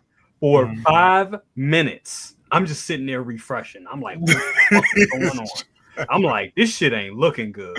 Yep. I had Ray. I had the fucking app. I had Instagram open with the messenger open, ready to contact Ray. Like, Ray, I need your help somehow, some way. But I didn't have a backup plan. And my backup plan was like, I talked a lot of shit last week. And people motherfuckers gonna laugh at me. But I'm gonna have to. I was like, but if I don't get this special edition, I'm gonna get the Doctor Pack. And then I'm gonna scoop up Winston solo separately. Yeah. So then, I was like, so I'd be good. So I wasn't tripping, but I kept refreshing the page. I refreshed one last time. Next thing I know, it opened up. What's the name of that shit? The little pay service. I forget what is it. Affirm. The Affirm account opened up and all that shit. Put my little money in. Pre-ordered it. I was like, boom, got it. I'm like, okay, bet, got it. I was like, well, that was easy. I was like, I wonder if this pre-order nope, sold out. I was like, oh shit, it's sold out. Then I went to the Doctor Pack. Nope, sold out. I was like, God damn, and it was literally gone within 5 minutes. Some people. So you got in and was able to get it. Yep. But after you got it, you went back and looked, bro. So this is. And I'm again, I can honestly say, and I've said this on Collectors Lounge. Clan Pack plus Winston. This, shit. Yo, Oh shit! Charlie, that's the man, Oh right? shit! oh my lord, The yo. Clan Pack. Hold on, we gotta find out super chat by Ash Chase. Just heads up, people who still want it. This is pop culture. You can actually get it through them. It's Okay. it's on Big Bad Toy Store too. The individual figures. Clan on there Pack and Charlie, fucking Charlie, bro. Yo, That is hilarious, bro. shop pay, man. Like, bro, I literally underestimated this, bro, and I shouldn't have, but I really did underestimate the popularity of I this tried to figure tell you, because bro. the I told y'all for the last couple months. I'm like, You they tell did. me this shit ain't playing. Get your shit early. Yup. Yeah. That's why I just sat back and watched all the bullshit go down. I was like, oh, shit, I paid my shit last week. bro. Well, you know what it is, man. It's the 1500, man. It's how many pieces for something this popular is what because I've seen things have a limited release like that, but it's Ghostbusters is something. It's alien like, bro. Like people have been watching this, not just and me and Jay talked about it last time, right? This isn't you got followers making costumes, proton packs. You got people out there buying Cadillac hearses to make, you know what I'm saying? Like this is a different kind of fan base. Yeah. And that's a large number, even in that extreme thing. And then you got everybody else, bro. So yeah, man, we already knew this. I saw like 5 or 6 of them in Vegas at the Vegas con. Dressed up, right? Yo, dude, had the whole outfit on. Yeah. Everybody had a proton pack except one. This fucker had a backpack on. Oh, man, take that shit off. Yeah. If you gonna do it right, come on now. You know what? No bullshit. See, now you're saying that I gotta step up because when I'm interviewing people, I wear an empty. I got an actual pack, but I do wear an empty one because that joint is like wearing a small baby on your back. You know what I'm saying? Oh yeah. Like two little people on your back, bro. So What? Okay. So I'm only speaking in terms of figure form. In terms of the figure. Sorry, you just said wearing 2 little people on your back. I was just picturing Yo, I thought it was no funny. one's gonna talk about this. I was actually thinking of the y'all be hearing me. I D12 was like, they video. don't be knowing me, yo, because I said it. It was like nobody laughed. Okay. Maybe somebody has a little person in because I get it. You know what I'm saying? I don't want to offend nobody. The D12 video was bizarre at the end. That's what I was thinking when you said that shit. Who would agree to this? Is what I want to know. What friends do you have that agree to be strapped to your back? Yo, like Miles Morales on Across the Spider-Verse when he was on the back of that. Bro, you feel like an Eddie Murphy joke. Yo, he's gonna do the proton beam sounds for me too. but bro, like when I mean popularity, bro, I've seen, of course you got the scalpers, the ones who basically purchased this and they put it up on on eBay for $2,000 and stuff like that. But bro, I looked, and the one that I saw that was up there for like 1,500, one was up there for like $2,000, whatever. It actually sold. Of the old pack? No, This the pre-orders for the new. Pre-order? The pre-orders for the new, bro. Yeah. Like I was thinking about flipping. I was like, yo, I could sell my pre-order. Bro. Yo, you know what? You know where? I'm like, yo, who's really get Charlie? You look exactly 2,500 or 3,000. Like people are really buying them like that, bro. You know where I relate to that? Buying Jordans. I'm probably the only person on earth. I go on there if I got my mindset because I don't buy. I'm one of them weird shoe heads. I only buy 11. Hey, prop, stay away from eBay, prop. I'm just saying, stay away. Dog. I've learned to stay away. I had to learn the hard way. But them Wu-Tang joints just came out. The one I had to have them Wu-Tang joints. Yeah. If I miss out on them, my focus is so much is that when I miss out on them, I'll quickly go to the Nike. I'll quickly go somewhere and cop them. You know what I'm saying? Oh, so you got yeah. Oh yeah. Yeah. I relate to that. He said I relate to it because of that Spawn figure. We gonna bring up the Spawn SB? We're gonna bring up the Spawn, Charlie. You said you relate because of that Spawn. That's a different story. That's a whole different story, man. It sounds the same, but that's a different story. I wasn't as desperate. I got tricked, yo. I was bamboozled. You knew that was coming, though. Run him up. I knew it was gonna come up. You knew that was coming. Where's he at? I guess my question is, what is behind? Okay, nostalgia alone, but I'm talking about in figure form, bro. What is behind?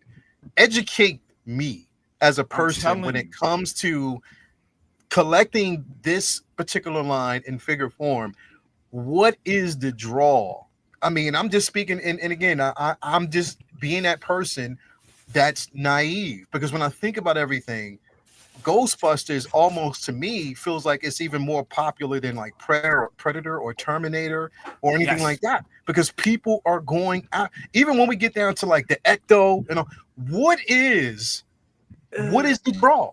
I'm telling you. You about to say Jay first? You go. For me,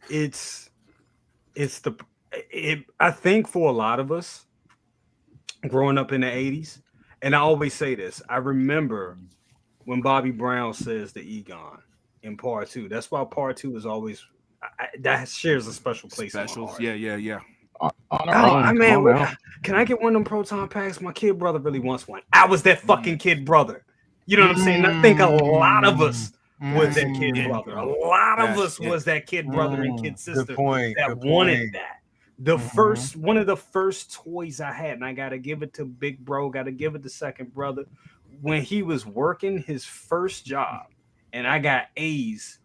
I think I was in first grade. I think he was in first grade, even kindergarten, and I got a good report card. He said, "I'm gonna buy you an Ecto 1. I'm gonna buy you the little toy Ecto 1 from the real Ghostbusters."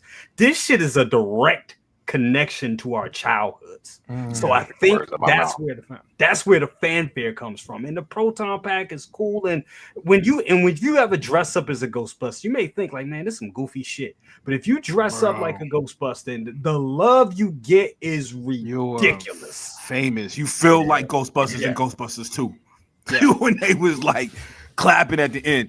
Dog, he hit it. Yo, I'll just extend that just by saying, because I already said the thing about people dressing up. That was kind of my point. This is the easiest way. You know what I'm saying?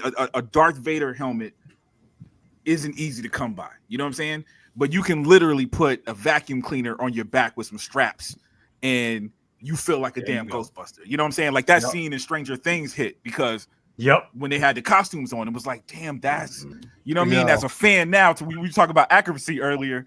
You know, as a fan, that fiends on accuracy. But when you were growing up, it was like it was so obtainable. Somebody in the thing said about, the toaster loved Jackie Wolf. Got the toaster, bro. I can walk around with a toaster and say I'm in a Ghostbusters costume. You know what I'm saying?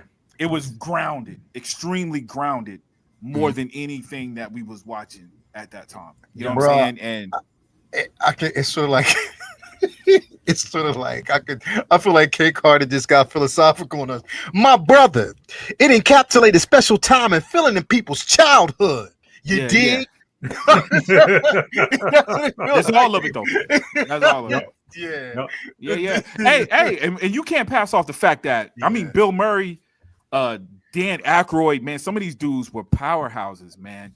Harold Ramis, we didn't always see him in front of the camera, man. But you thinking about Groundhog Day, the movies he directed, you know what I'm saying? Yeah, that Stripes. So we can't and Stripes, right, Stripes, man, and Winston, Ernie Hudson wasn't as big then, but look at Ernie Hudson and Oz, like in our later years, Crow, and you know what I'm saying? So I think that plays a part too, man. These dudes Congo. Congo, bro. These dudes were powerhouses. Powerhouses after that, before that, and some after that, right? Because, bro, like I was, I wanted to do my research because I just wanted to know, and I didn't know that that Ghostbusters it's $1 billion franchise for a reason. They said merchandising, like if you look at the merchandising list every year. Now I'm not talking about, but every year. It's on the Forbes top 20. Yeah, Hasbro. Every year. It's a reason why we're getting so much from Hasbro. Yeah. Ghostbusters Yeah. stuff from Hasbro because Yeah. it's one of their top sellers now. I think this and something else, Transformers maybe, and some other stuff. But it's a big seller for them right Yeah. now, a real big seller. Yeah. So Somebody even said they, I think, was it either Reebok or somebody is basically teasing the Ghostbuster line in sneakers or something like that. Oh, that's One of them are. Yeah. And I I'm didn't know like, if that was a prototype. Somebody is, and I'm like, what the fuck? Like, literally, this shit is, and again, I understand because it is nostalgic. It is, the first time you fucking seen, the Ghostbusters, the first film on screen, and I'm telling you, bro, when you saw that fucking Stay Puft Marshmallow Man, you knew that this was a fucking movie. You knew it was a movie. You know what I mean? As motherfuckers would have laughed at that shit, but I'm like, yo, that Stay Puft Marshmallow Man was terrifying, bro. If you was a kid, you saw that shit. That shit was terrifying to a lot of people, bro. And what movie was like that, dog? I think, like when I saw that joint as a kid, and I'm sure all you guys were saying, we didn't even look at that joint as a comedy. Nah. Right? It was an action horror, almost borderline horror. Then you grow up and you start to appreciate the comedy. So it almost has for me, it had a second life where it was like I enjoyed it as this thing. Right. And then when I got older, I still enjoyed that and was like, oh my God, this joint is funny too. You know what I mean? So I can only imagine that. And how many movies are like that? True Lies combine genres, but there's not very many movies that's like this. But you know what? But again, somebody said the 80s, Back to the Future. We had a couple of movies in the 80s that were funny and cool. This was kind of, and I think that's why, like, I think they balanced the comedy and, like you said, like the scary stuff. I think they balanced that very well. That's why I didn't like it. It was scary, but it wasn't scary enough to make me, to repel me from it. Exactly. But I found the fucking real Ghostbusters, even to this day, had some more disturbing and scary imagery, cartoons than the actual movies. Yeah. Let me, since you brought up the real Ghostbusters, they just recently released that Mondo with the Boogeyman, right? Yeah. Right. I saw the image in the back of my head. I was like, why the fuck do I know that? At first, I didn't realize it was connected to Ghostbusters. And I was like, hey, yo, that's the fucking Boogeyman. And then the whole fucking episode started playing back in my head. And I was like, I remember that was one of my dopest episodes. Yeah. And then I went to YouTube and they got the whole damn episode. I put that bitch up, just sat back and was fucking 8 years old again. And I was like, this is crazy, bro. They knew what they were doing. It's funny you should say that. As soon as I saw that as an accessory to that figure, I was like, yo, they knew this must have been real popular. But man, it was dope, man. Dope. 80s was like that, man. But Ghostbusters, and then you got to add in the rarity of it, right? Like, how often do we get 80s 1/6 scale figures? Is it fair enough to say that the 80s is the best decade? Bro, it is. 80s for us. For sure. 80s was the best decade, bro. This image. Well, it was magic, Jay. You know what I'm saying? Because I feel like now what we got with more, and some people say more is bad, but I think we're getting a lot more that's cool. This is a cool era we're in, but it was a certain magic about the 80s, yo. They were because we talk about the ones that made it, man. There's tons of movies. We got a lot of original stuff, though. I mean, think about it. Was original stuff, but Predator. Come on, like, and also, bro, we had it. Here's the thing, bro. The thing about the 80s, and mind you, I just brought this up because this image is in direct correlation and connection to it. Because Sunday went off the rails. That's why we confirmed Paul's whiz the entire show. But no, you know what? Real quick, that's what I was gonna do on Monday. I meant to get in and I was gonna spam meat again to get the shit going again on Monday, and that's when I got busy and didn't get it done. That's what I was gonna do. God damn it, bro. But nah, listen. Here's the thing, bro. Like the 80s, what it did, it relied more so. Look, it was the practical magic that we had, but the scripts were solid.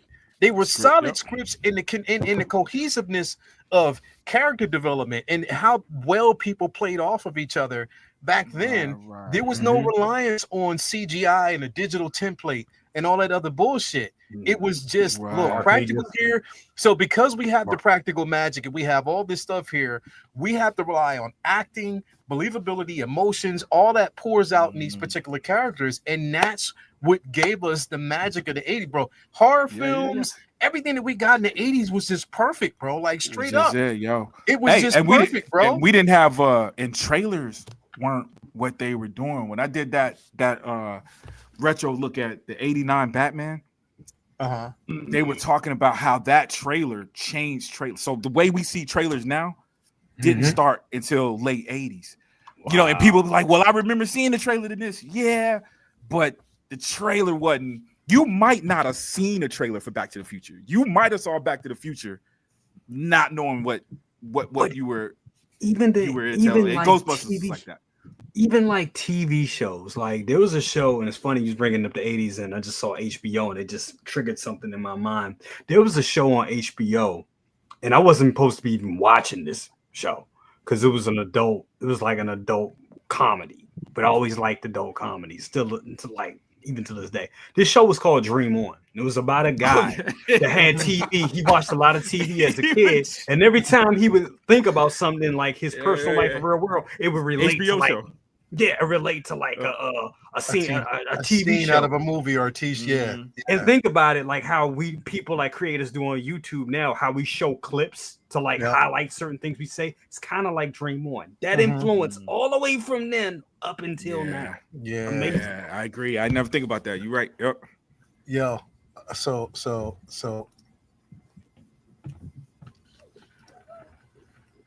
they got me, son. Oh, what is this? This is magic. I like that. Oh shit. Am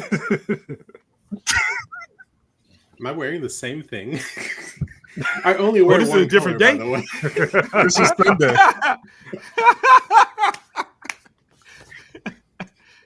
Man, I talk with my hands a lot. Yo, 100%. Bro, X was on, bro. He was on one that day, bro. He was definitely on one that day. I was just minding my business. And accusations were hurled at me. With a you press X for Inception, bro. Oh yeah. Bro, like it is. ET, bro. ET was crazy. Yeah, man. Bro, Golly, everything, bro. Like, bro, listen, bro. Listen, Poltergeist was fucking phenomenal. E.T. was fucking phenomenal. Like, you had these movies that, you know, you were so high, bro, connected to. I remember, bro, walking to the movie theater back in the 80s to go see what was it called? They Live. Walking to the movie theater to go see They Live. Wow. Leaving, and I walked to the movie. It was a bunch of us that walked. We went to the movie theater as a game. All of us walking past, going to like the little 7-Elevens and stuff like that, looking at people like, "Are you real?" Like literally doing some bull. But it was just the simple fact that, bro, when we look at the catalog of films that, and I'm guessing this is what falls in that same line. Ghostbusters was so the connectivity to your childhood, you know, and how this movie really paved the way for like other like comedy, you know, cinematic experiences within the sci-fi genre, bro. It was, I think a lot of those films owe it to this because of how well, and the cast was good, bro. Yeah, the cast was just bro. Was so well, and I didn't know that if it wasn't for Dan Aykroyd, and who else was it? Dan Aykroyd and the guy who played. And and if it wasn't for them two, you wouldn't have a Ghostbuster. Yeah. Yep. You know what I mean? Yo, Bill Murray, what was he on? Bill Murray was on a Howard Stern show, and he said, literally because of this film, I don't really have to act anymore. Yeah. Like he really said, I don't have to act anymore. Yeah. I don't. Yeah. Because you know why? Because he was one of the ones that was smart enough to sign that merchandising deal as well. Bro, hey, Rick Moranis is right behind him with Honey, I Shrunk the Kids, man. That dude's just now coming back. Yeah. He ain't had to act for years, bro. No. Michael Keaton didn't have to act for years. You know what I'm saying? That's what happened back then. But Ghostbusters was just seeing how when you read about it, because you know, movie. I love Ghostbusters too. But Pee-wee's Great but Adventure, I could Big tell Adventure, the difference. That shit was dope. Love that movie. Hell yeah, They spearheaded. But That I'm was gonna one tell of the you. things where the first movie was so successful. They were like, "Yo, we got to have Ghostbusters 2. We got to get it. So- We got to make this movie." Hey, yo, check it out. So everybody in the chat, like everybody in our private chat, especially our Say What, the real Say What chat, I'm just going to expose somebody on here real quick because I know this is what they did. When he found out the news that the figures were dropping, he wasn't on camera. He didn't want us to see. But I know he put the Bobby Brown soundtrack on and was doing the Running Man in his room. Because then after that, we got flooded with a whole bunch of Bobby Brown music, Calvin. You So I act like you goddamn did. right. You goddamn right. And you ain't got no evidence of that shit ever happening either. Shit, when I was doing it earlier. When I sent that shit to the group earlier today, I was in the truck killing it. But you'll never see the shit. Yo, one time I was watching a Goofy movie, right? My favorite Disney movie ever. Eye to Eye came on. I started busting out dancing. My wife came around the corner. I was like, "Oh shit, she caught me." I couldn't even do shit. I just froze. I was like, "Oh shit, I'm caught." I can't. Yo, kid. So, He said, I can't expose it's myself. few and rare moments you better find. If you're gonna catch me, you better get it when you can. I don't shut it off. Woo, bro. But you're right. I'll admit it, but I won't show it. Bro, it was just the simple fact that it was how ironic in the chat, yo, in the group, you was just like, it's about, because you didn't even, bro, you didn't say what it was until after you said it's about goddamn time. And then you posted what it was. I was like, what are you talking about? And then I saw it. I was, oh, okay. Now it makes sense. The date. They finally released the date. Oh, man. Yeah, if they only knew. Karate Kid, definitely Karate Kid. The first Karate Kid, though. The first Karate Kid. Sorry. That shit was dope. I did not. That shit was dope. But yeah, man. Nah. I was in Japan when the joint was it the second one when they had the headband with the Japanese logo on it. Yeah, dude, I was in Japan. Every American kid was rocking that joint, yo. Word. So it was an experience for me. So I gotta say the second one. Yeah.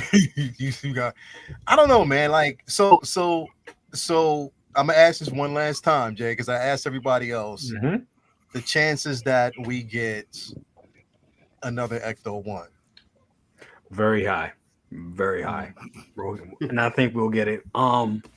Because if you're just looking at what they have been providing over the last couple of months with this with Blitzway and how they're doing it now. I mean, their lineup is a direct line to our childhoods once again. And you got Terminator, you got Ghostbusters, and you got Back to the Future.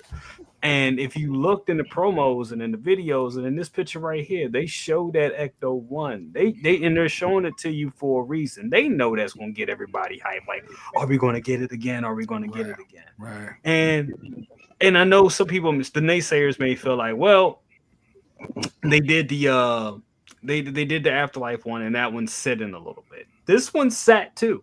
This one sat when it originally released. It sat for a minute up until about 2020, and then it was gone. And then it went up in value for $6,000, another $6,000, $5,000, $6,000 vehicle. So I think now that we got another set of Ghostbusters, I think they'll give this to us.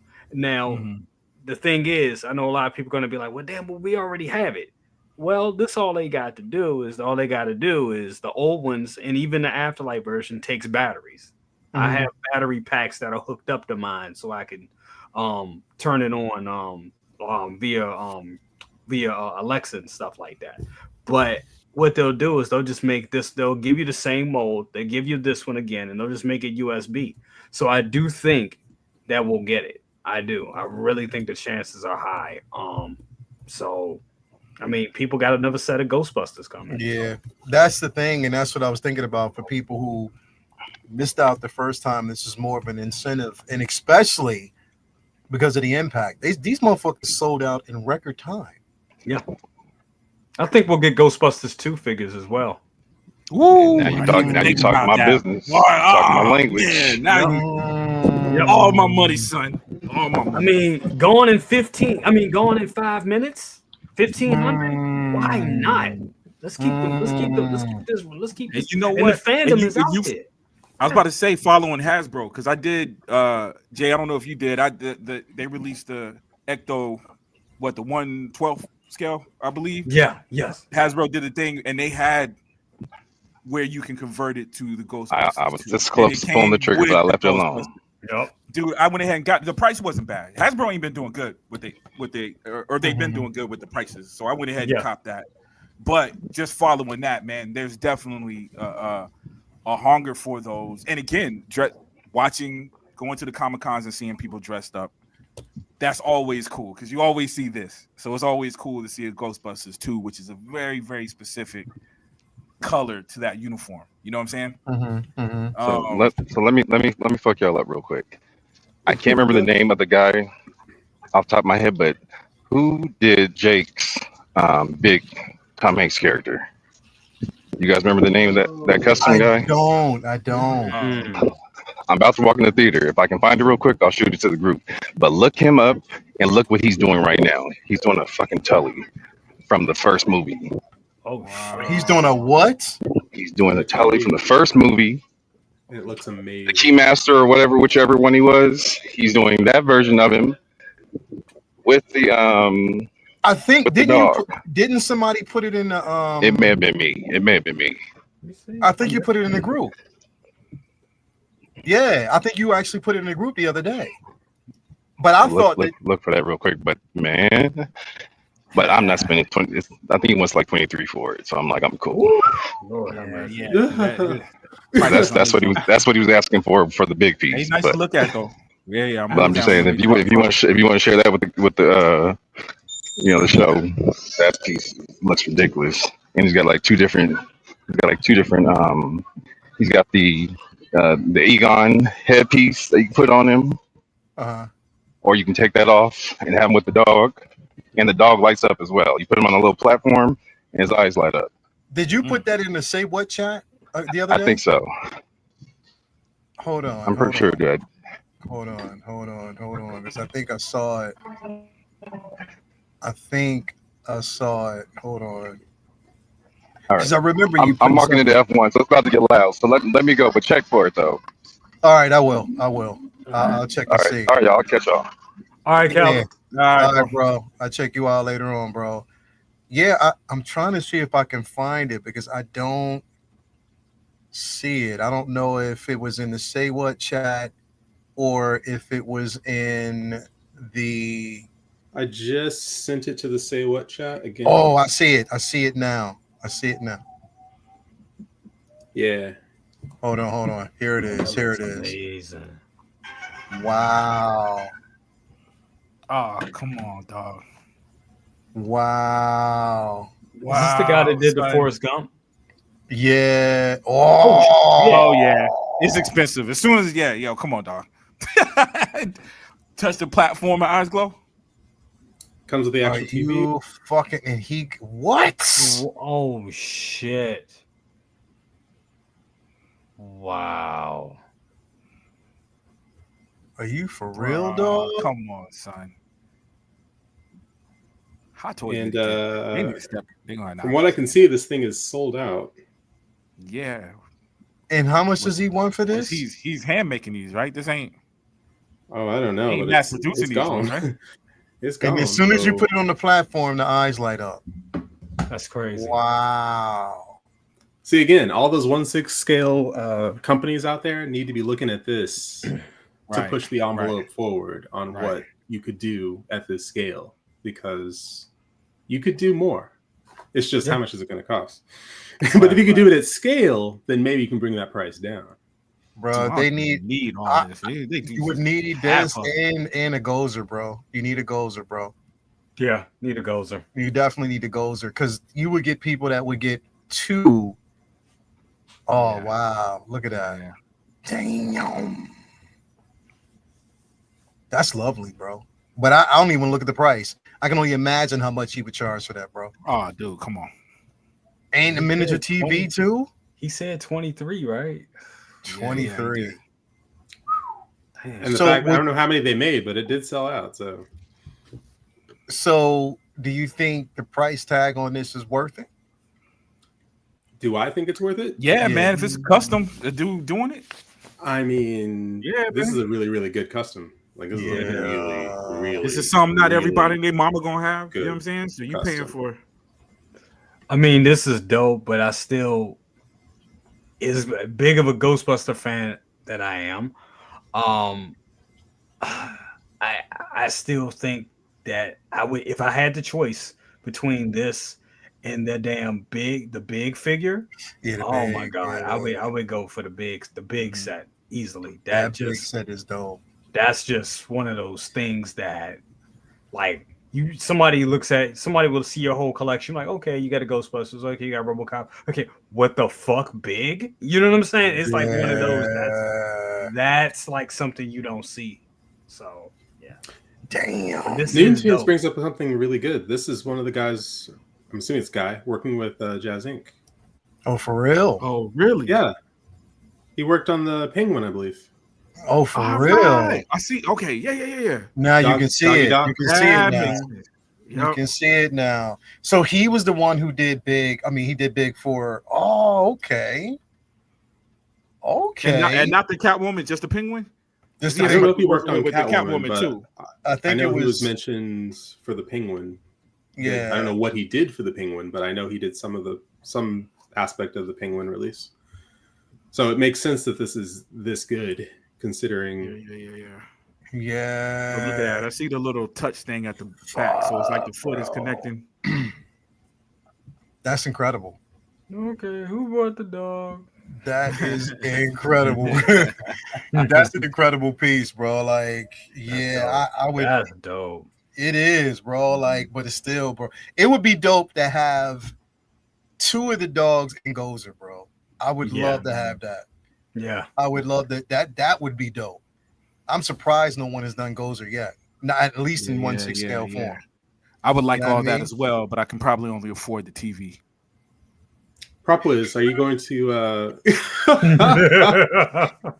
are you going to display all 4 of your Ghostbusters?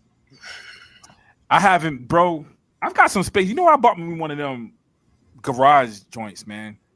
Are you going to get one of the trick or treat I got one upstairs. Stay Puft masks that they did? Nah. Because they did a Stay Puft mask. They did 2 versions. One that's clean and one that's like burnt up. Oh, I just saw that. Yeah. Imagine having that in the back and then you have your... You're giving me ideas. You're designing that's it. what I do. Yes, sir. So you asked me it's a all question. Coming together. You're I love it when it comes together. If you want to be cool, Wiz, this is how. Just some like psycho Babylon. You don't need any pointers from me on being cool. I think I do. Cool. I do studio poses. Wow. Look at it. Look at studio poses. I need help with poses. Denis Villeneuve. They said Amazon MGM Studios sets Denis Villeneuve as director of next James Bond film. For Amazon, bro. That's dope. That's gonna be dope. That is crazy. And you know that they were looking at Aaron Pierre. Some people said that they were looking at Aaron Pierre to play. You think James they still are? I don't know. I don't think so. I don't know. What do you think, man? That I feel bad because I think dude's a good actor, yo. But that freaking Craven movie. Yeah, I don't know. No. Aaron Pierre. Oh, my boy that played in the Black Rambo. Yeah. Rebel Ridge. Yeah, Rebel Ridge. Yeah. Oh, you said Rebel no? Ridge. Yeah, man, that's the Black Rambo. Yeah, Rebel Ridge. It is Black Rambo. It is. Come on, it is Black Rambo. Do the sucker face, man. Come on, son. It is a Black Rambo. It is. You already know. Yeah, hey, that would be dope. Ren said Mark Lee. Yeah, basically, right? Yeah, right. Mark Lee. My Lord. I can get behind that. I can get behind that. Like, Basically. You can do it. You can do it. Hey, Charlie said, hey, Charlie was like, I told you guys an hour ago he was directing. I saw it when you said it, Charlie. I didn't see it, bro. My bad, man. Charlie, my bad. I give you credit, bro. I wish I would have saw it, man. I definitely didn't see that. Oh, wow, man. That's interesting. And it seemed like people reacting good to it, right? Like I saw them post that he was being looked at or he had some meetings. And I went down the comment section. I didn't see the normal comments you get from a black actor being chosen for James. Yeah, we'll see. Yeah, I'm not saying it ain't gonna happen. Yeah, but so far so good. Yeah. Did anybody It is what see, it is. did anybody watch Ironheart? Yes, loved it. I I love the I 3 gotta episodes, watch bro. it. I Love, love. love it. I'm They not dropped listen. 3? Oh shit. They dropped 3 episodes. So it's the first 3 episodes, and the next 3 episodes come out next week. Oh wow. Yeah. So, and the thing is, bro, I just love. Again, is it perfect? No, but it's still enjoyable, and I still love the. I love the story. I love her story, and the trauma because she's dealing with PTSD in this show. So I love it. I love what they've actually done with it. Man, I didn't. Yeah. I ain't gonna say the detail of what it was. I didn't like the friend thing. What as I the AI? Yeah, dog. This was like mad corny to me, bro. No. Listen. All right. I We'll felt talk about it. Actually, We'll talk about it. Okay, we'll talk about it actually later. growing Yeah, on yeah, me yeah. quite a lot because of the trauma. But we'll see, X. You know what I like about you, X? What you've been saying? Yeah. You're the bridge between me and Leo. Like Leo saying one thing and I'm saying another, and what you're saying is it's growing on me. Meaning, you do feel what I'm saying. You're saying it had to grow on you. It wasn't. How just, did it was It like did have to grow on me though. because I watched it Here's the twice. thing. It's like again, the second time I watched it, I like the It's- emotional it's- impact of it. I just It's didn't the like the idea. manifestation. She is, and her friend is the manifestation of her inner trauma. I like deal that. with trauma? No. I agree. Head on. So I like I like what it was doing, right? I'm not. I think I'm old school. So just to put it in perspective, I like the Civil War Black Panther suit because I don't like nanotechnology. I hate nanotechnology because I think I'm old school. I want to see you pick the helmet up and put it on your freaking head. You know what I'm saying? So relate that to AI now. Like I'm still wrapping my mind around it. So, but I do like so I'm hating. That was just my criticism personally. But again, I watched it twice. I understand and love the emotion that's coming from it. You know what I'm saying? You know I what just don't like the vehicle. So I'm gonna That- be that- this that they dude. use. I'm gonna be this dude again. That's the one thing I didn't understand about Infinity War and Endgame. That's the one thing I didn't understand, right? The nanotech. The nanotech and how Yeah, it works. Because the manifestation of the nanotech that we got from Infinity War, and when we saw, that armor that he had, it was nanotech, which means that the helmet formed over him based off of the nanotech. But then when you watch Endgame, he's actually programming and holding the helmet, the same helmet. So that's where I'm trying to I guess he because he's still the got a creator. program. Yeah. Because I think what they were trying to say, because the suit was heavily damaged, so he was still able to have the helmet because the suit was damaged and they were stranded on that. They were stranded on Titan. So you probably just, because how the nanotech works is just a bunch of little. It's just a bunch of little robots that build to build. They're little builders. That's how it works, pretty much. So once the piece is built and formed, I guess it's still like a tangible helmet. Can it break down from that point? I don't know. But I think we just went along with the magic, yo. I guess you gotta go. You just go with it. You go with the magic. You don't like that part in Phantom Menace where they dash run at the beginning and they. I told you that's what the part. About that, and I'm like, you know what grinds my gears? And then you got me thinking about this. I'm like, son of a bitch, you're right. Right. They did, bro. He ran through the corridor, both him and Qui-Gon. But yet, when Qui-Gon was fighting Maul, his lazy ass couldn't dash there to get to him just in time, bro. To get through that, like, come on. Yeah. You can only do it once. You can only do it. I guess you can only do it once. I guess it's a force power that you can only utilize once. But hell, I used it multiple times in Knights of the Old Republic. That's true. Multiple times, and it was no problem. Force dash. Let's see. Use that in Force Unleashed. I think that was also a thing in Jedi Fallen Order. Yeah. And I even bro, in Force Unleashed, I like the Force perspective that you can use. Yeah. Where you can slow things around. You can, bro, it was so fucking. The game is incredible, bro. It definitely is. Anyway, man, thank you guys, everybody out there, for being here. Great, incredible show, man. We talked about a lot of things. But yeah, man, Jay, what's going on? Best of the best tomorrow. You back on the job? Back on the job, best of the best tomorrow. In our approach to episode 150. So I believe tomorrow is 148 or 149. So we're right there. So definitely. So yeah, a lot of good shit came out this week. So we definitely will be talking about it. Also, if you guys haven't, please, my new YouTube channel is up. Second impression. We got our first interview up with I watched the DMV interview. Thank you so much, bro. I appreciate that. I really do. DMV Bro, you know what? I tried to get on today. This is what I hate about Facebook. So when you put it up, I clicked on it to try to sign in, but it just makes you sign into your account first before you do it. Right, and I'm like, I'm already signed fucking in. Like, what are you talking about? Like, I'm already in. Same thing. I watched it on Facebook. I need to go on YouTube so you know I was there. But yeah, I watched it on Facebook. Appreciate that. Posted on Facebook. Yeah, but it was dope. I like the format. Appreciate that. Thank you so much. Yep. So that's coming. That's out. We trying to do interviews weekly. So that's gonna be great. Just sub. You'll probably see a notification that just sub. Hey, appreciate that, brother. You got it? Yes. All right. Yeah. Cool. There we go. Appreciate that. Every little bit helps. Definitely. So second impression, make sure y'all check that out. New platform. We're gonna have layout on there pretty soon. I got to get you on there next week. What's up? Hey, let me know. You already know. Let me know, bro. As a matter of fact, let me. I'm gonna put the link so everybody knows where to actually find it. I'm gonna put the link in the description here. So hold on. Let me see. Give me a sec.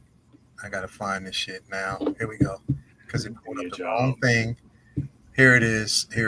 So make sure. If you haven't, here it is now. Let me put it in there. How many subs do you got so far?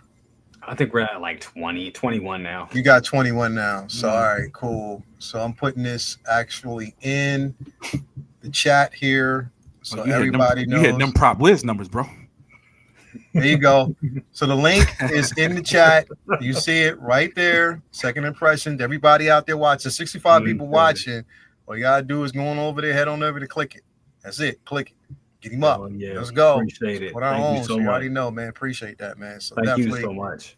Yeah, definitely, man. Appreciate it. Thanks for being Charlie here. said he got 5 subs. Never made a video. Come on, Charlie. Let's go. Anyway, I had 5 subs for like a year. So I got number 6. But you know what? Them 5 subs, you do it right, it multiplies. You already know how that goes. I was doing it, man. Hell yeah. We rock. Yeah. Anyway, Jay, thanks for being here. Thank you. What's going on with you, bro? Bro, that's it, man. Working on this review, baby. Yeah, bro. I think mine arrives next week. Yeah, mine's in the top right now. I gotta pick that. I'm loving that bad boy, yo. And then I got a bunch of stupid stuff. I even did a review. This is how bad it gets on Prop Wiz, dude. I did a box opening of this little thing right here that I gave up halfway. Like, this ain't enough to review. I tried. Prop. I did desperate for content, yo. Bro, I did that with Chopper. I ain't even gonna lie. I didn't even make it. I made a review. I was like, make it on video. I was like, this ain't even worth it. Hey, do the video. Hey, you know what? You'd be surprised. It'd be that one video that you think ain't nobody, and motherfuckers gravitate that shit. Yep, that shit blow up. It's like, what the fuck? All the emphasis I put on my other shit that I'm like, y'all should have watched, and y'all picked this one. Yep. You know what it is with me? It's the production level. I got 3 cameras going. 2 cameras are moving on sliders, mic'd up. As soon as I do a video on my cell phone, no mic or nothing, that's the one that gets all the numbers, yo. Yep. But I can't stop. I can't go there. I got to keep doing it my way. That works. But everything is good, bro. Yeah. Just trying to catch up, man, because I've been slacking off with videos. I'm hoping more stuff shows up. I got a number of 3D print. I know about the duck. I know, son. I know. Let me get this Lou Ferrigno out the way, man. I'm trying to meet Lou Ferrigno, man. I'm upset, man. Ernie Hudson was supposed to be at the Comic-Con July 18th here in Atlanta. He canceled, man. So hopefully he's shooting some Ghostbusters stuff. It was scheduled. He's going to be in New York.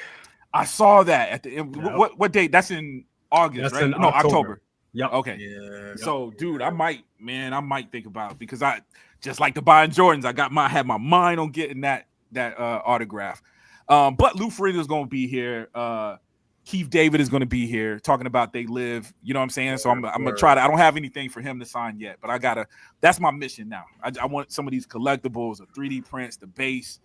I'm trying to get signatures, man, to make it a little bit more special, yo. So You're gonna meet Keith David. Yeah. That was the best fight scene in all of cinematic history. And They Live. Oh, for sure. Right. That was the best. I think that's the technical thing. I think I've seen that on the list of like top 10 literally best because it looks so realistic. Yeah. In all of cinematic history. I agree with that. With that. Damn. And you got the PKE meters. Did you ever notice that in the movie? The like police force or something. Go back and watch. Yeah, they do. They use the exact unchanged, bro. The exact same prop in Ghostbusters is in They Live. Wow. Word. Yep. Like you almost, I see your mind thing. You almost question it. Is it? You can look at, like, Google it. The exact same prop was used by some of the soldiers in it. They like used the same prop house or something like that. At some point. Word. Okay. But definitely, bro. Thank you for being here as always, man. And finally, last but not least, we got X. What's going on with you, bro? Oh, living the dream. What can I say? Let's see. Sorry. Let's see. Tomorrow, I will be out and about, but we do have Uncivilized Scoundrels tomorrow, which is after Jay's show. Yes, so we do. Watch Jay's show and then watch Uncivilized Scoundrel, where we'll be talking about Ritorno del Jedi. Yes, we will. Return of the Jedi, which I have thoughts, I have feelings on. So, yub nub, motherfuckers. Let's do this. Hell yeah, bro. Definitely cannot wait. That is after Jay's show tomorrow night. So that'll be after Best of the Best. We will have Uncivilized Scoundrels, where we were talking about the most controversial film for especially Robert Meyer Burnett. Can't stand it. We will be talking about. We need to have Rob on. Let's have him on. Just like, man. Who hurt you, Robert Meyer Burnett? Who hurt you? Oh man, that would be interesting. You know what? I might hit him up and be like, "Hey, Rob, what you doing tomorrow night?" I'll play Jedi Rocks, that song Jedi Rocks from the special edition, just to see if it triggers him. Just to see what he would do. I might hit him up. I'm gonna hit him like, yo, Rob, we can be talking about Return of the Jedi. Won't you pop in, bro? Return of the Jedi. We want to know why. Is it the blinking Ewoks? Is that it? Is it the Ewoks themselves? I tell you what, though, if we have him on, by the time we have him on, the show will end. He'll still be talking. Straight up, he'll still be talking about it, bro. Straight up, that's how it is. But I gotta hit him up. Be like, "Hey, yo, Rob, what up, man? Come on." So we'll see. We'll definitely see how it is. So yeah, definitely, man. Uncivilized Scoundrels tomorrow night. We got Figure Flex Friday, of course. That'll be on Friday. Collectors Lounge on Sunday, of course, and the full rotation next week. If there's another figure, I don't know.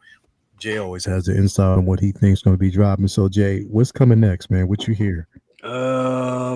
Wolverine, yellow and blue. Hopefully, you heard that.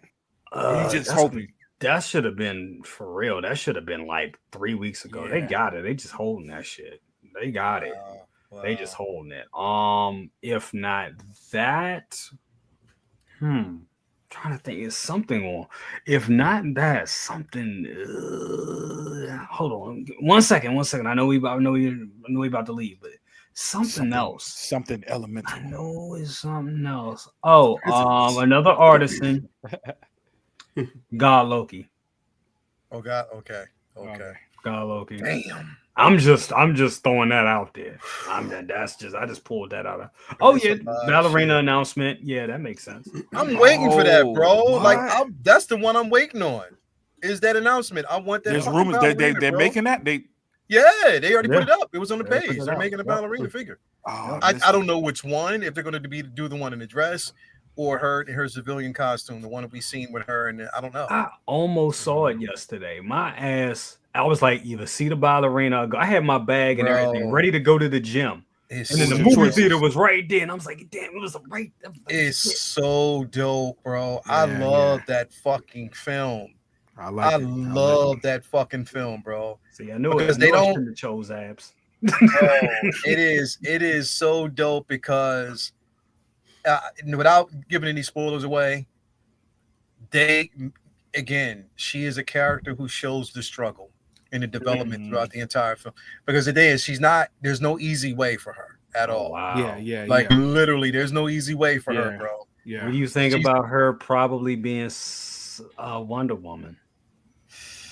She's too small. That's what I thought. Yeah, but it's hard to say, man. Because I remember when Gal Gadot was too skinny, You know what? everybody was saying she was too small. You know what I mean? Here's what I'm gonna say.